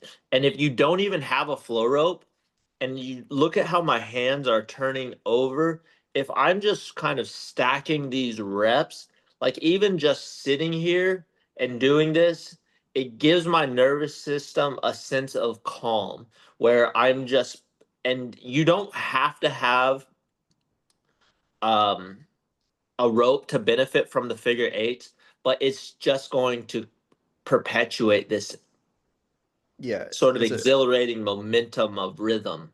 it's a great teacher. I love walking like that with like the pronated and supinated hands, like the big cat walk. Like it's literally just that. Yeah. This is what we're doing when we're rope flowing. And you can just kind of walk a little outlandishly like this and That's just how I walk most times. I do the pronated supinated hands. I'll do palm forward on the front leg, and it's yeah, it really feels good. it feels I mean, a good. big thing too is I've realized, I mean, you probably experienced this as well in San Diego. Um, I look a little weird when I'm walking. I look a little weird when I'm walking, and I don't care too much because genuinely, like the only thing that matters is feeling good. The only Well, thing that matters is being able to do this. What I love most in my life is movement. And if the movement feels good, if every step I'm taking feels like I'm walking on a trampoline because my fascia is reacting, I'm getting that little bounciness effect. I mean, I remember when Brett really figured it out.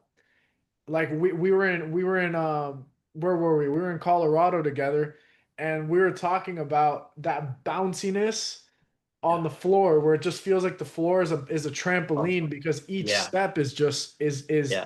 each step is being absorbed and you feel like you could get into a full sprint just because you want to. Yeah. I I I mean like I can just go cold. Like I can walk into anything, any environment and do anything cold now. Like Yeah.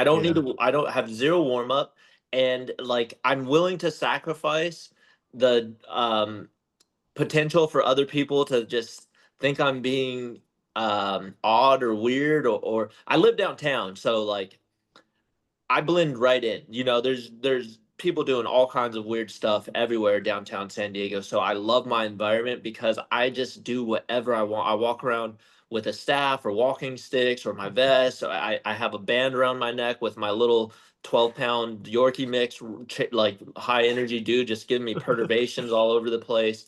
So I always have a tool in my hand when I'm outside, and I'm always just experimenting. We're just it's just experimentation where you're willing to just be a little bit different because you might find gold, you might find a form of transformation that you can share with others, and like everything is geared towards improving, so that you can improve yourself to the point that people are confident in you to lead them.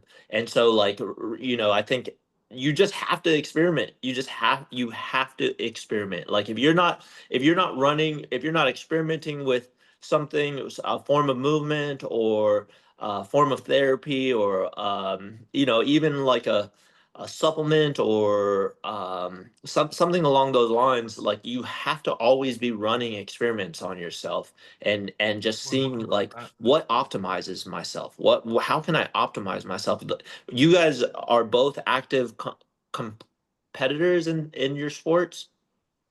At the moment, no. At the moment, no. I've been focused on a lot of different things, but I am looking to compete again, but I never lost the big thing that I think is important for me is never losing that stay ready.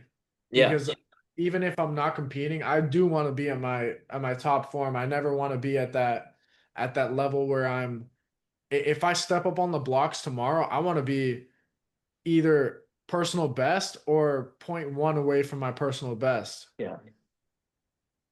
And Brett, are you actively I fighting? I haven't fought in over a year.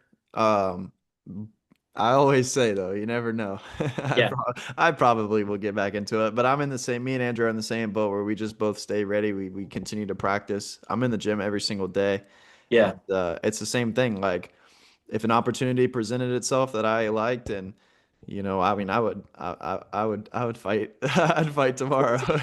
But you can safely say that you're both chasing human optimization. Oh yeah. 100%. Yeah. And like Without a that doubt. goes I back mean, to something I wanted to say about when you were talking about the no warming up is like I think the rope is a great teacher for that.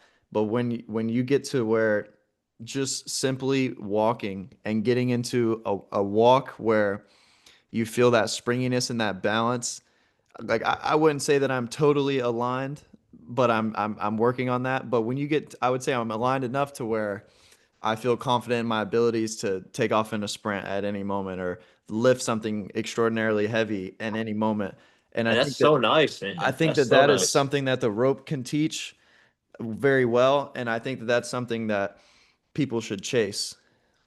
is just that Yeah. readiness, that Oh in yeah. time readiness. Well, it's like you know, like if your kids are gonna, if you're a parent, your kids are gonna see how you move, and it's gonna set the ceiling for how they believe they can move, and it's gonna set the ceiling for their trajectory on a subconscious level, and so you don't want to be in a position where you can't chase your kids or you can't chase your grandkids or you can't chase your cousins or something. Like I think there's just a wonderful collateral benefit that comes around with this that just keeps you in a state of play. Like you want to be able to play. You want to be able to go all out to chase a frisbee. You want to be able to play tag with you know, your 8-year-old little cousin, or you want to be able to just move. Like you just want to be able to play. And so what rope flow and I like, I'm trying in my mind, I'm like, how can I make isometrics look appealing to people? Because I know how much it will benefit their lives. If you have the That's a tough patience one to there. do isometrics and you have the open mind to do rope flow, you now have positions and transitions, and now that carries over into everything that makes you human. And so like it's like we're all sort of programs, right? We're all sort of like we're all these operating systems based on our level of our central nervous system. And we're all kind of like toys in a sense. And so the more you practice this stuff, the more of a fun toy you become, because it lends you the ability to sort of integrate and participate and onboard whatever it is that the group or influence around you are doing.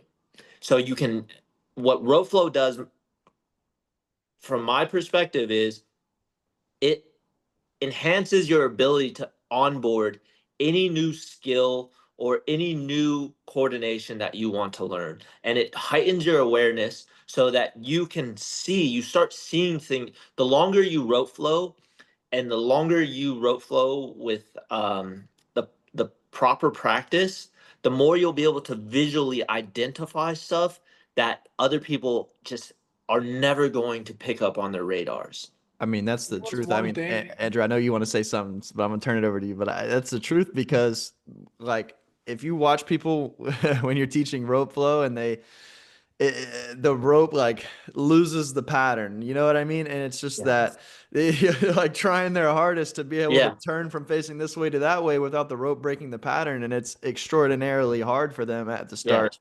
But once you unlock that fluidity and that and just keeping the pattern rolling, the ability to keep the pattern rolling, it really makes a difference in many other aspects of fitness. Oh, Yeah. this is one thing for me that like this isn't spoken about anywhere, and I haven't spoken about it much, but the biggest truth be told, the biggest benefit that I found from rope flow is in sex.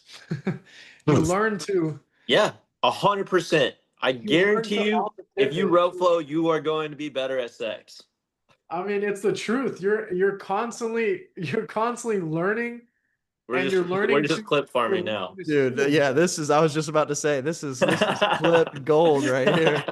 Yeah, that's gold because I just thought about it. I was like, what is sex? You're continuously learning about the other person, Yeah. and you're going off of their vibration, you're going off of their energy, and you're going off of their movement.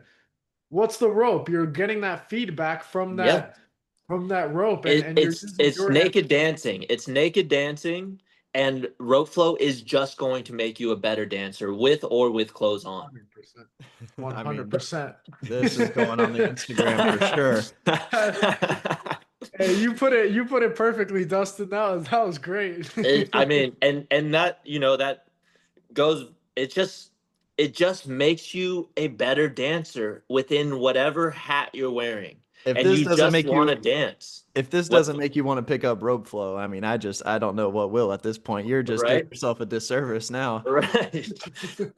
No, I really think that I like the Dallas principles of reframing things from competition to dancing. All the labels that you're currently experiencing are temporary. And if you're not happy with where you're at in life, no matter where it is or what your relationship to whatever hierarchy you're within, just recognize that it's temporary, and that I think rope flow will give you the skills and coordination to climb hierarchies or attract a partner. Like, I really believe that it just enhances your overall quality of life and gives you the confidence in yourself. Again, going back to the cerebellum loves figure eights. The cerebellum is responsible for posture. So rope flow is going to improve your posture. When you have better posture, you have a better sense of confidence in yourself internally. Externally, the world around you also perceives you as more of a present person and assigns you more respect as well. So like, it just makes you more attractive to yourself. It gives you the ability to believe in yourself, and it gives others around you the ability to do the same, to respect you and believe in you as a leader or as a partner or as a teammate or a follower. Like, you want to be a good leader, you want to be a good follower, and this just helps you to get in sync and get in rhythm with whatever it is you're chasing in life. And I think it will sort of, if you feel sort of lost in life, and that you're sort of seeking purpose, this sort of will peel back the brush and allow that sort of purpose to emerge and help you identify your path in life. So, to go from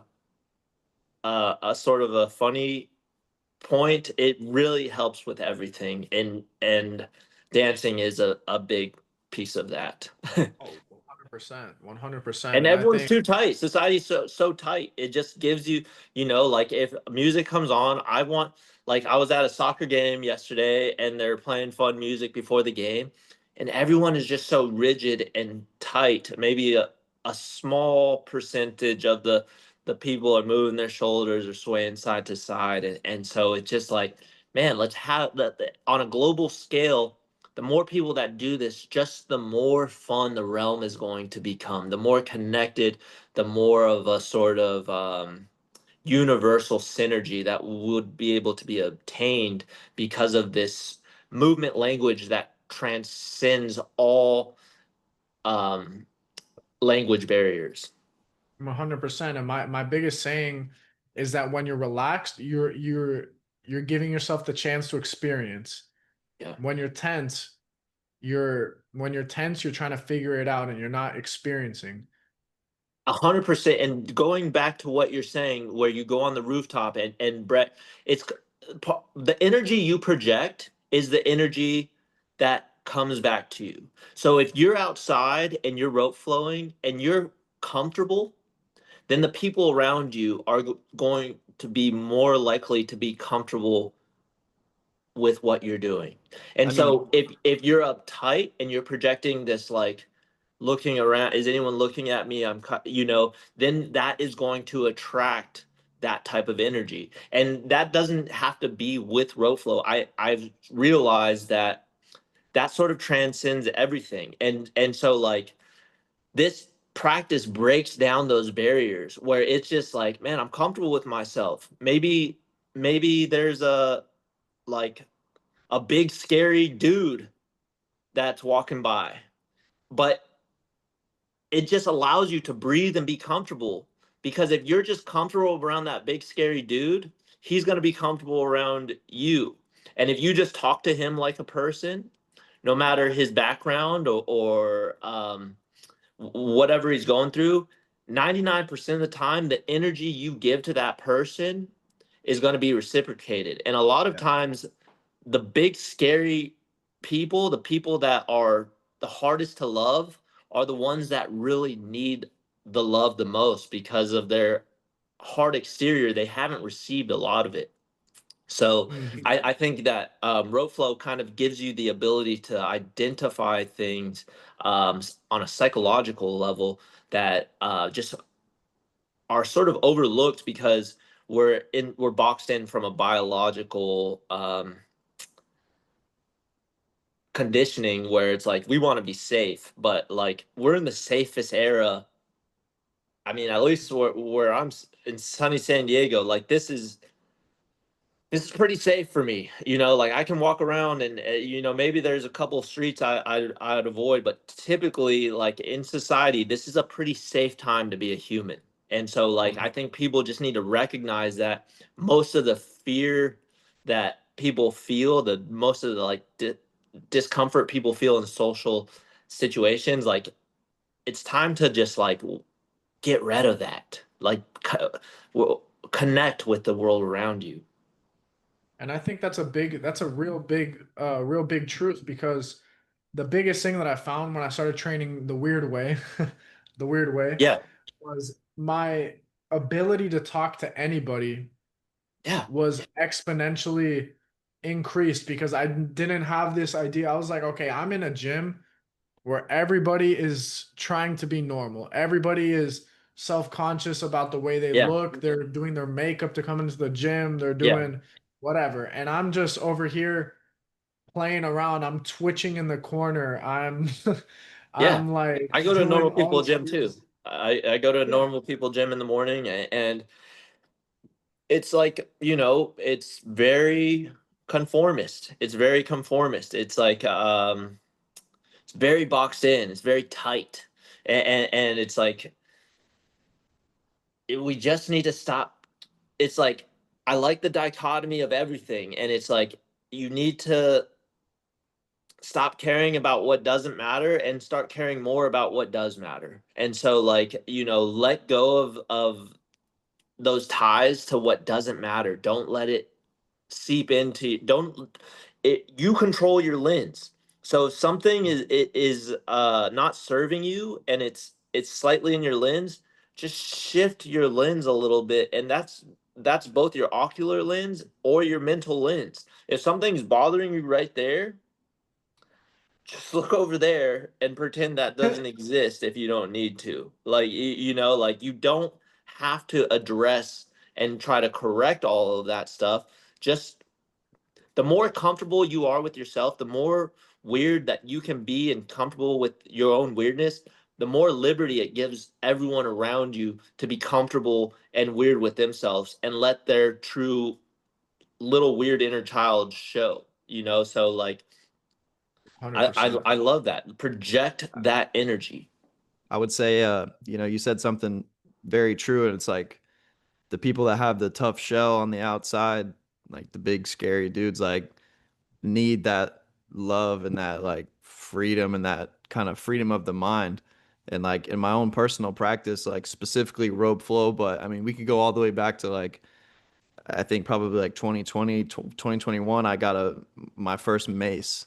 And like I would go to the beach and just flow on the beach with the mace and like just totally zone out. And like with the flowing arts specifically, so like rope flow, flowing with the club, the mace, kettlebell flow, like it's like kind of gives you that. Of course, it doesn't replace any like human interaction that you need, but that it gives you that chance to zone out and kind of like fall in love with something with the practice and Yeah. definitely help the mental health.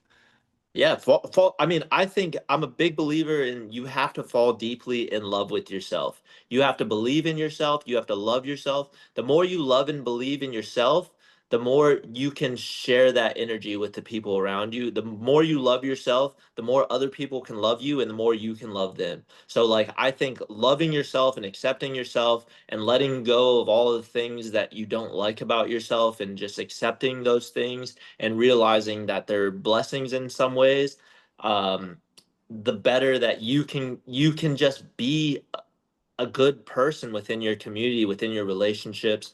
But yeah, I think loving yourself is so important, and I think like affirmation work is really good. Like I went through a period of time where the affirmation that I repeated 300 plus times a day was I approve of myself. I think that's a wonderful thing. And I think under affirmations can be utilized very easily. And it's like affirmation isn't just like having I love myself above your sink and just saying it when you brush your teeth. It's like if you want to program that affirmation, it's like saying it 3 to 500 times a day for like an extended period of time, whether it's 30 to 60 days, and just letting that like reprogram your mind because like we have to be comfortable with ourselves. We have to be comfortable with ourselves to project that comfortable energy. And we, like you said, you have to identify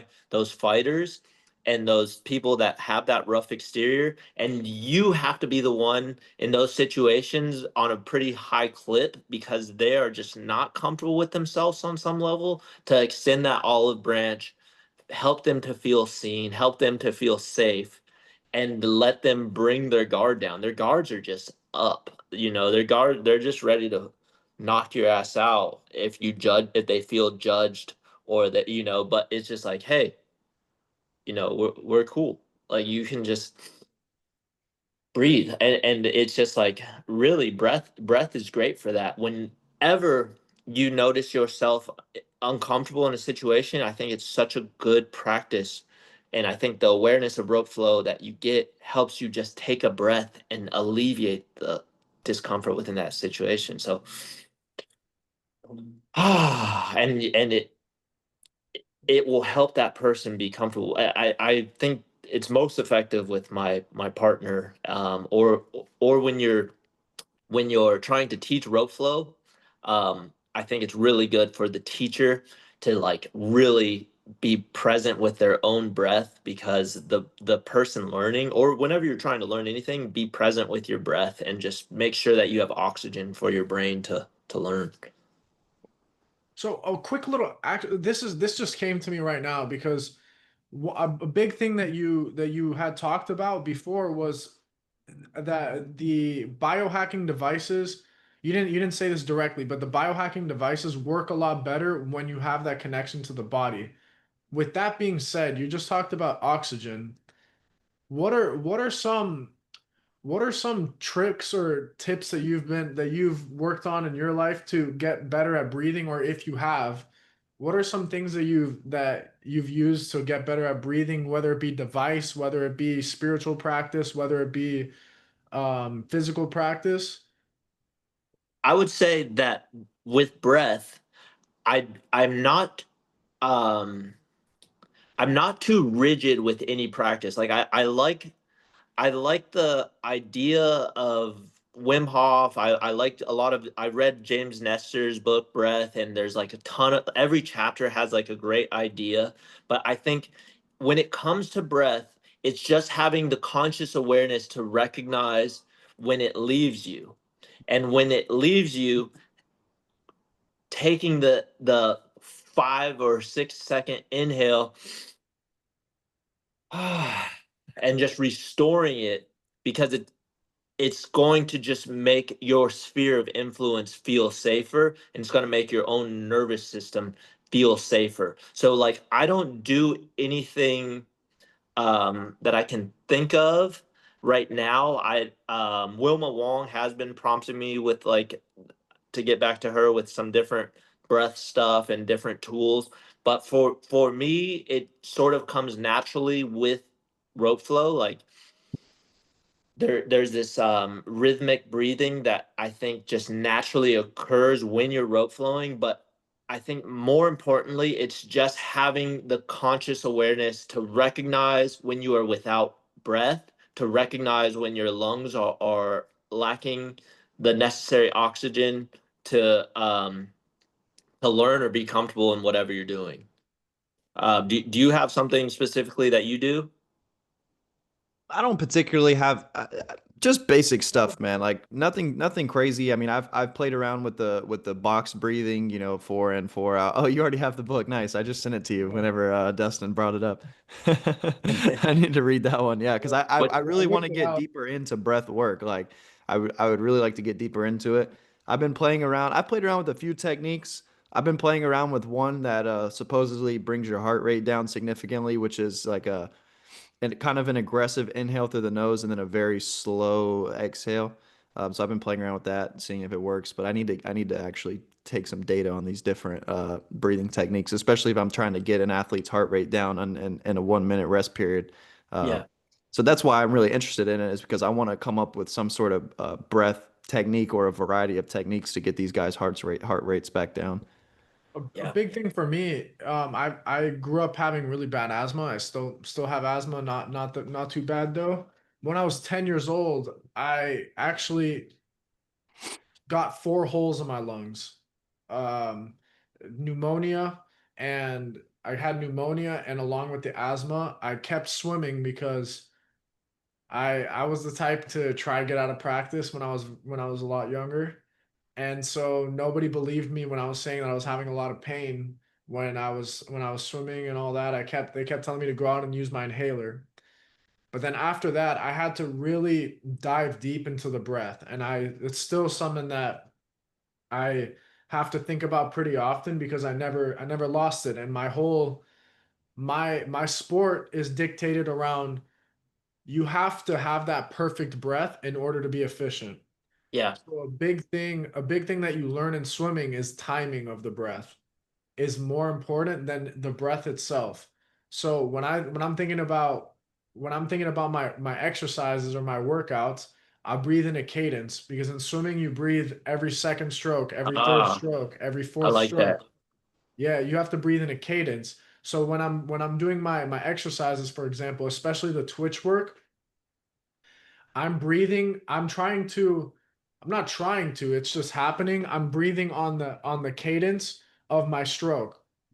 So I'm breathing in a fast, like if I'm here in 100 meter cadence, I'm gonna breathe every two where I'm one, two, one, two.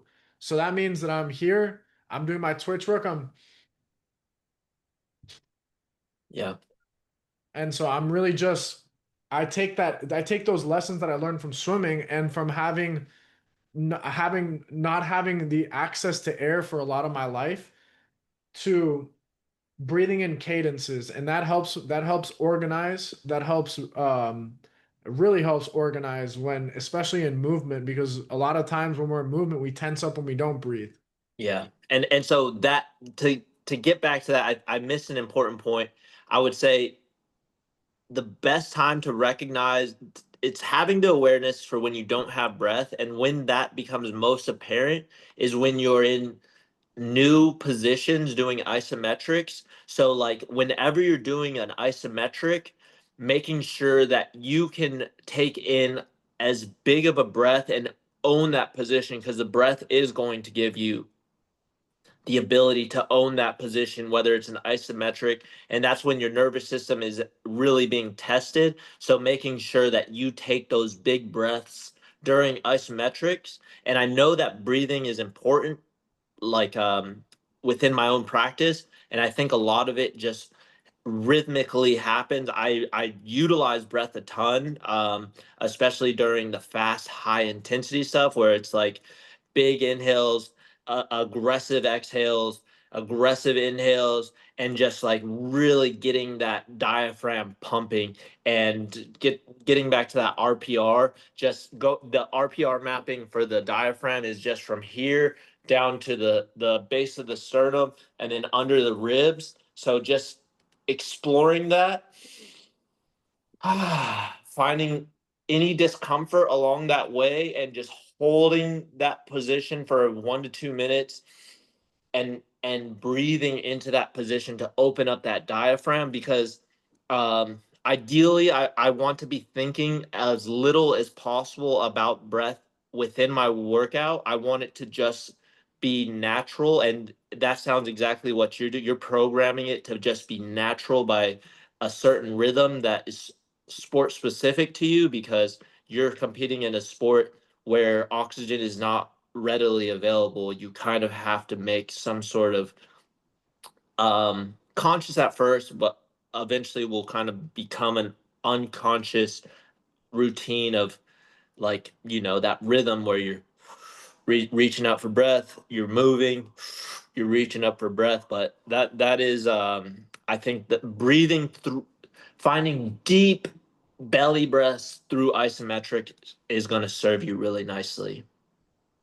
Yeah, 100%. And I do need to get a little bit more disciplined with the isometrics. One thing you were saying, you want to make it sexy for the world, and I think Yeah. the hardest thing about the isometrics isn't the actual action, it's the lack of action. Yeah. And so this is kind of what's clicked in my mind.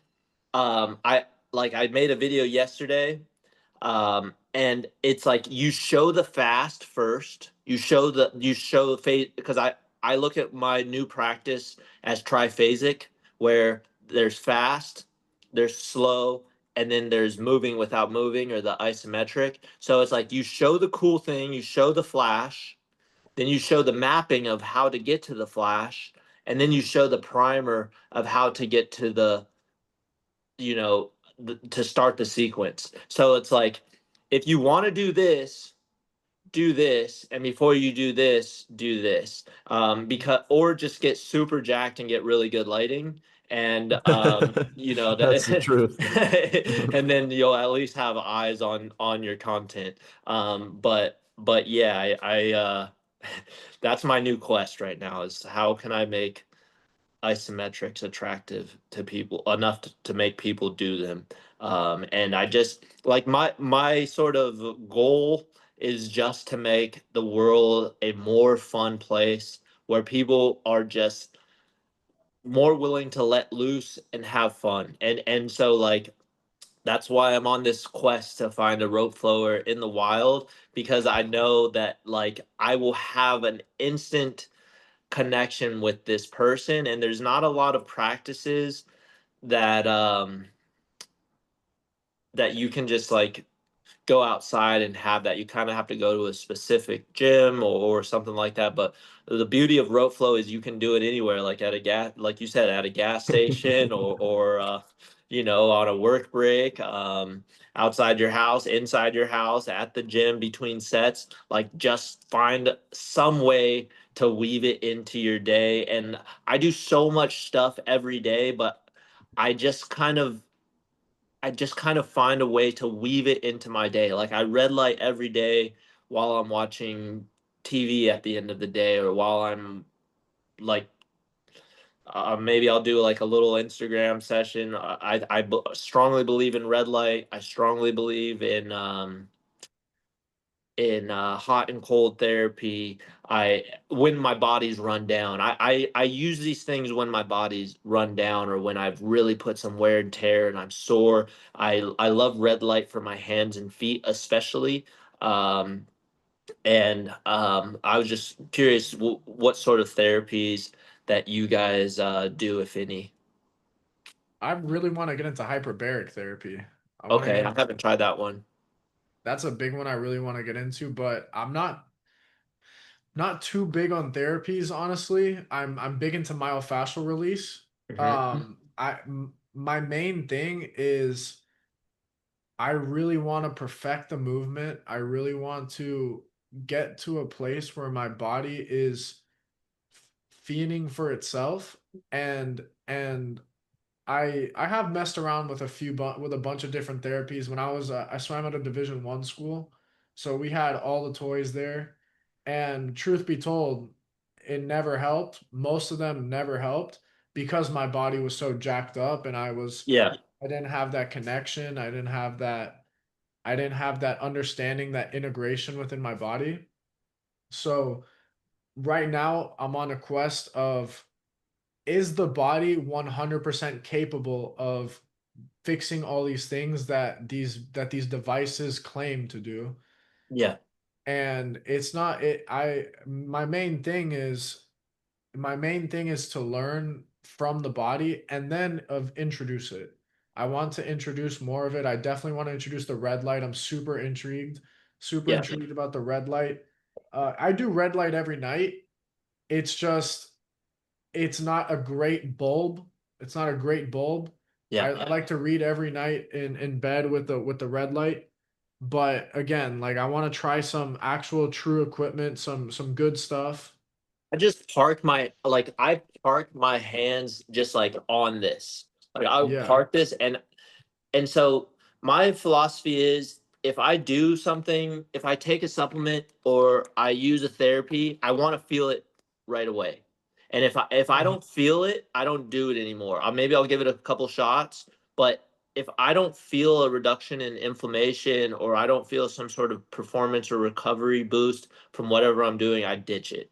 And so What is that one called? What is that one called? Because I might pull the trigger, but I've uh, been thinking about This these this one things. is by Jimba Red. I Okay. also have one called Best Tool that I got on Amazon for like half the price of this one. I think this one goes for 400. The one I got off Amazon is like maybe a buck 50 or a buck 80 now, and it's called Best Okay. Tool, and I can send you a link for that one. And it's just like a small device, but that one's a little more hot, but man, I just swear by it. There's a couple people that show me things, and whatever they show me just works. One of them is Adam McDowell or Moving Muscle on Instagram, and he has the most advanced, eye-opening, interesting rope flow course on the planet right now.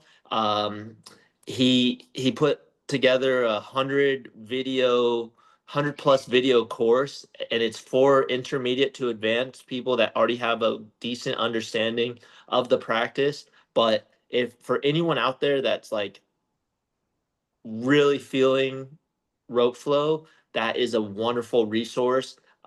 He sent it to me. Everything he sends me is gold. Um, Everything he has me try is gold, and so he sent me that course and just gave me a promo code, and I insisted on paying for it after watching 10 videos. I was just like, bro, this is insanely beneficial. And he's been rope flowing, I think, for like maybe 5 plus years now. He's a big Weck method guy. So I think he's an excellent resource. And that course is an excellent resource. I have an introductory course, and I was curious. Do you guys have courses available already, or do you have that sort of in the works? I definitely am Absolutely. putting together a course. Definitely not about rope flow, but I am I'm working on putting something together. Yeah, Yeah, I don't see go ahead. myself. Sorry, I don't see myself as versed in the rope flow, but like the course that I'm putting together is more so about the integration. It's about the integration and it's about getting getting from injured to fast. We're also we got some things in the works, that's for sure. Yeah, Yeah, that's yeah, good. And that's I think anyone who's passionate about movement, whether or not they even have it for sale, should start etching together a human optimization course. Like it's like if you were to train someone tomorrow, if you were responsible for someone tomorrow, what would the loose outline of that look like? And what would you be able to hand off and impart to them to sort of become a better, more connected version of themselves? So I think that's awesome. And even if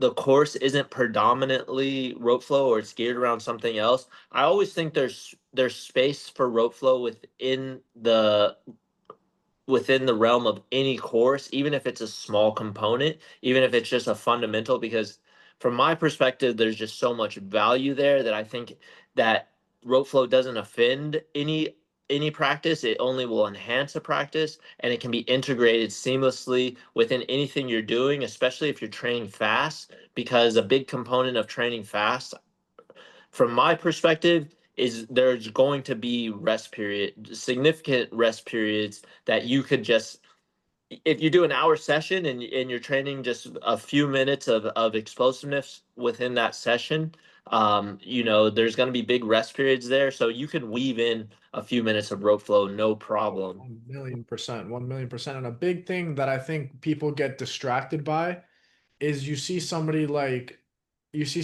Chris doing these complex combinations. You even have some really cool combinations on your page as well. And even Adam, I follow his page as well. And some of those combinations he's doing with the rope, it's like it looks very unattainable.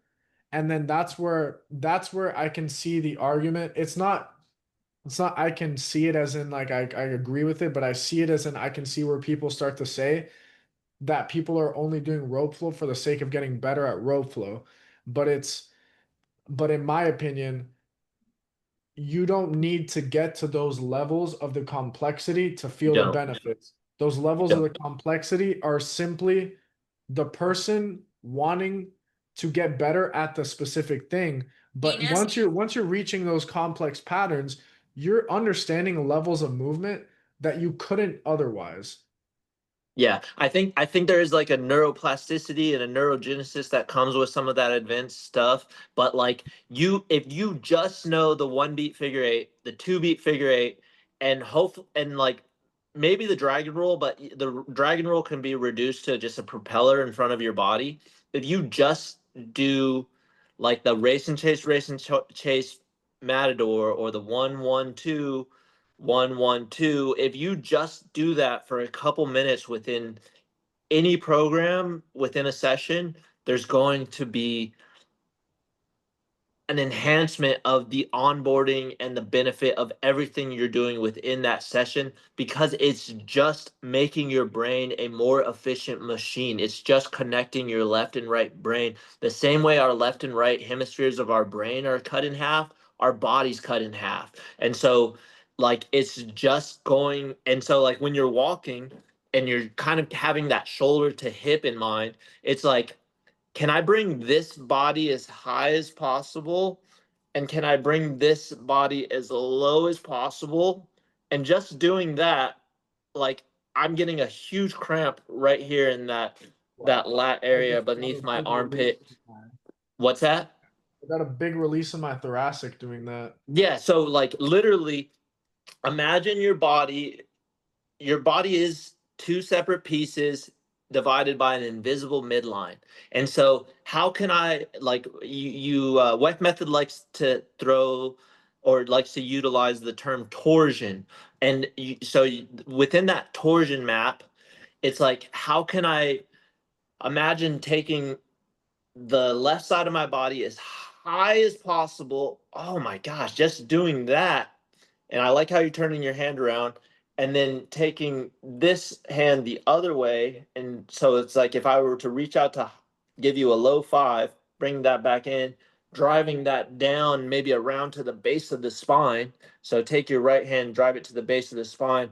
How can I find those delicious discomfort activators that David Weck likes to talk about, and just wake that, like, are you feeling like a little cramp, like just that simple I got a movement? pretty good cramp going there. Yeah, and then so now and then doing the same thing on the other side, and then kind of like comparing the two sides to one versus the other, and just kind of like, okay, I felt this on this side, I felt that and that side. I kind of can look at my steering of my hands, like is one hand getting into a different position and than the other, and just exploring. And so it's like you can do a lot of exploring and finding isometric positions just by doing that simple drill or drills like that, where like you said the isometric you would put people in would be the head over foot. And so it would be like coming into that head over foot and then taking this hand out and just like finding Ooh, different positions. And then when wow. something feels kind of crazy, just kind of holding it. So it's just Ooh. like you're punching here, you're punching there. And then I mean, just doing that, I'm getting all kinds of stuff through my adductors, my shoulders cramping, my like my collarbone feels like it's gonna pop out of my neck. And just like making those positions properly mapped and connecting to those positions, breathing through those positions, it's just going to give you such a strengthened and lengthened end range and movement capacity. I Ve- was sitting down doing that and I was feeling my yeah. lap feels like it was about to pop. Yeah, it's just like there's gold hiding in plain sight. It's just a matter of just doing a little bit of exploration. And I think I have about 10 minutes, and I love talking to you guys, and we can definitely do this again. And I just if there's any other question, I love all these questions, and so maybe we'll wrap it up with a couple more. Yeah, I mean the biggest thing that I want to do is one, thank you for coming on because this has been absolutely amazing. The amount of gems, the amount of gems that I've been picking up on are absolutely incredible. And number two, if there was one thing you would have done differently in your journey when you first started out with the Weck method, what would you have changed and why? It would just be to go slow. To go slow at first, depending on your baseline. If you're coming back, I was extremely disconnected, and I'm very grateful for my last 3 years. But I try to hit the accelerator a lot. I'm hanging around Christopher Chamberlain every day, and I'm trying to do a lot of the stuff that he's doing. I'm trying to pick up like the world's heaviest kettlebell and flip it and do all kinds of wild stuff. So just recognize where you're at, build slowly. Start with rope flow, let rope flow sort of open the door for myself, and then just like if I would have paid a little bit more attention to isometrics sooner, I think I would have been able to replace a lot of that glitz and glamour that I was trying to perform by just setting the foundation. But just like I like to I like to right now I've been in the habit of walking around the zoo, taking walks around the zoo with my girlfriend, and I like to like pick the animal that you want to be and how would you train to be like that animal, or how would or pick the superhero, and then look at everything you're doing within your training, make a list, and if it's serving that, keep it. If it's not, get rid of it. Like right now, I don't want to there's no purpose for me right now within my practice to try and flip a 150-pound kettlebell. There's no purpose for me right now to try to shoulder 200-pound sandbags. Like, be pragmatic in your approach. That would be the biggest um, lesson that I would want to share with myself from 3 years ago, and really dial in the isometrics. The more disconnected you are, the more you have to dial in the isometrics. And I mean, I flow as much as possible. I love to flow. I roller skate and flow. Like I just say, just be smart. Just be smart. And just be pragmatic on your approach. Don't feel like I think comparison is the thief of joy, and you're not comparing yourself to anyone. You're just trying to be the best version of yourself, and whatever your focus is, really lean into that focus. And for anyone, if you do nothing else, simply rope flow and do isometrics. Like that is the key to feeling good. And maybe that's not the key to high level performance, but it's a great foundation for it. And maybe only 1% of the world is really trying to be a high level performer. So 99% of the people simply need to tap into the connective benefits of isometrics and rope flow. But I'm so grateful to be around those movement geniuses like David Weck and Christopher Chamberlain. Have completely transformed and changed my life. I see them as just like incredible role models for the universe, and I can't wait until I think it's sort of inevitable in my mind, but I can't wait until they're on the forefront, and I just wish them the best. Um, I wish them the best in everything, and I just hope they can keep their shit together when the whole world knows who they are, because I love those guys. I have to say, I've been wanting to go to a zoo for a while now because it's been a long time, and with that story, it just gives me a whole new reason to want to go to the zoo, man. Because I'm definitely gonna be visualizing how I would train if I was a tiger or a gorilla or Yeah, something like yeah, that. you absorb that movement, and like it's a great time. You kind of watch them. You can do isometrics while you watch them. You like you know you're practicing. You're walking around the zoo. You're getting thousands of steps in. So, I love that you're pronating and supinating while you're walking. But yeah, man, my heart is really full right now in my life, and everything within my life has improved so much. And I want that for everybody. I want to, it's like very accessible stuff. Like you don't have to invest much. The download for rope flow, like the mental bandwidth that you have to burn to sort of understand it, is like 30 minutes. And then once you have the practice, if you see the value in it and you apply the appropriate cueing, man, it is just gonna rock your world and make life better. One last thing before we get out of here. I want you to talk about the hat. Oh, the hat, dude. Yeah, 'cause that's So a I've that's a been wearing legendary this hat right hat there. for a while. I have a few of them, and like when I put this hat on, it just feels really good.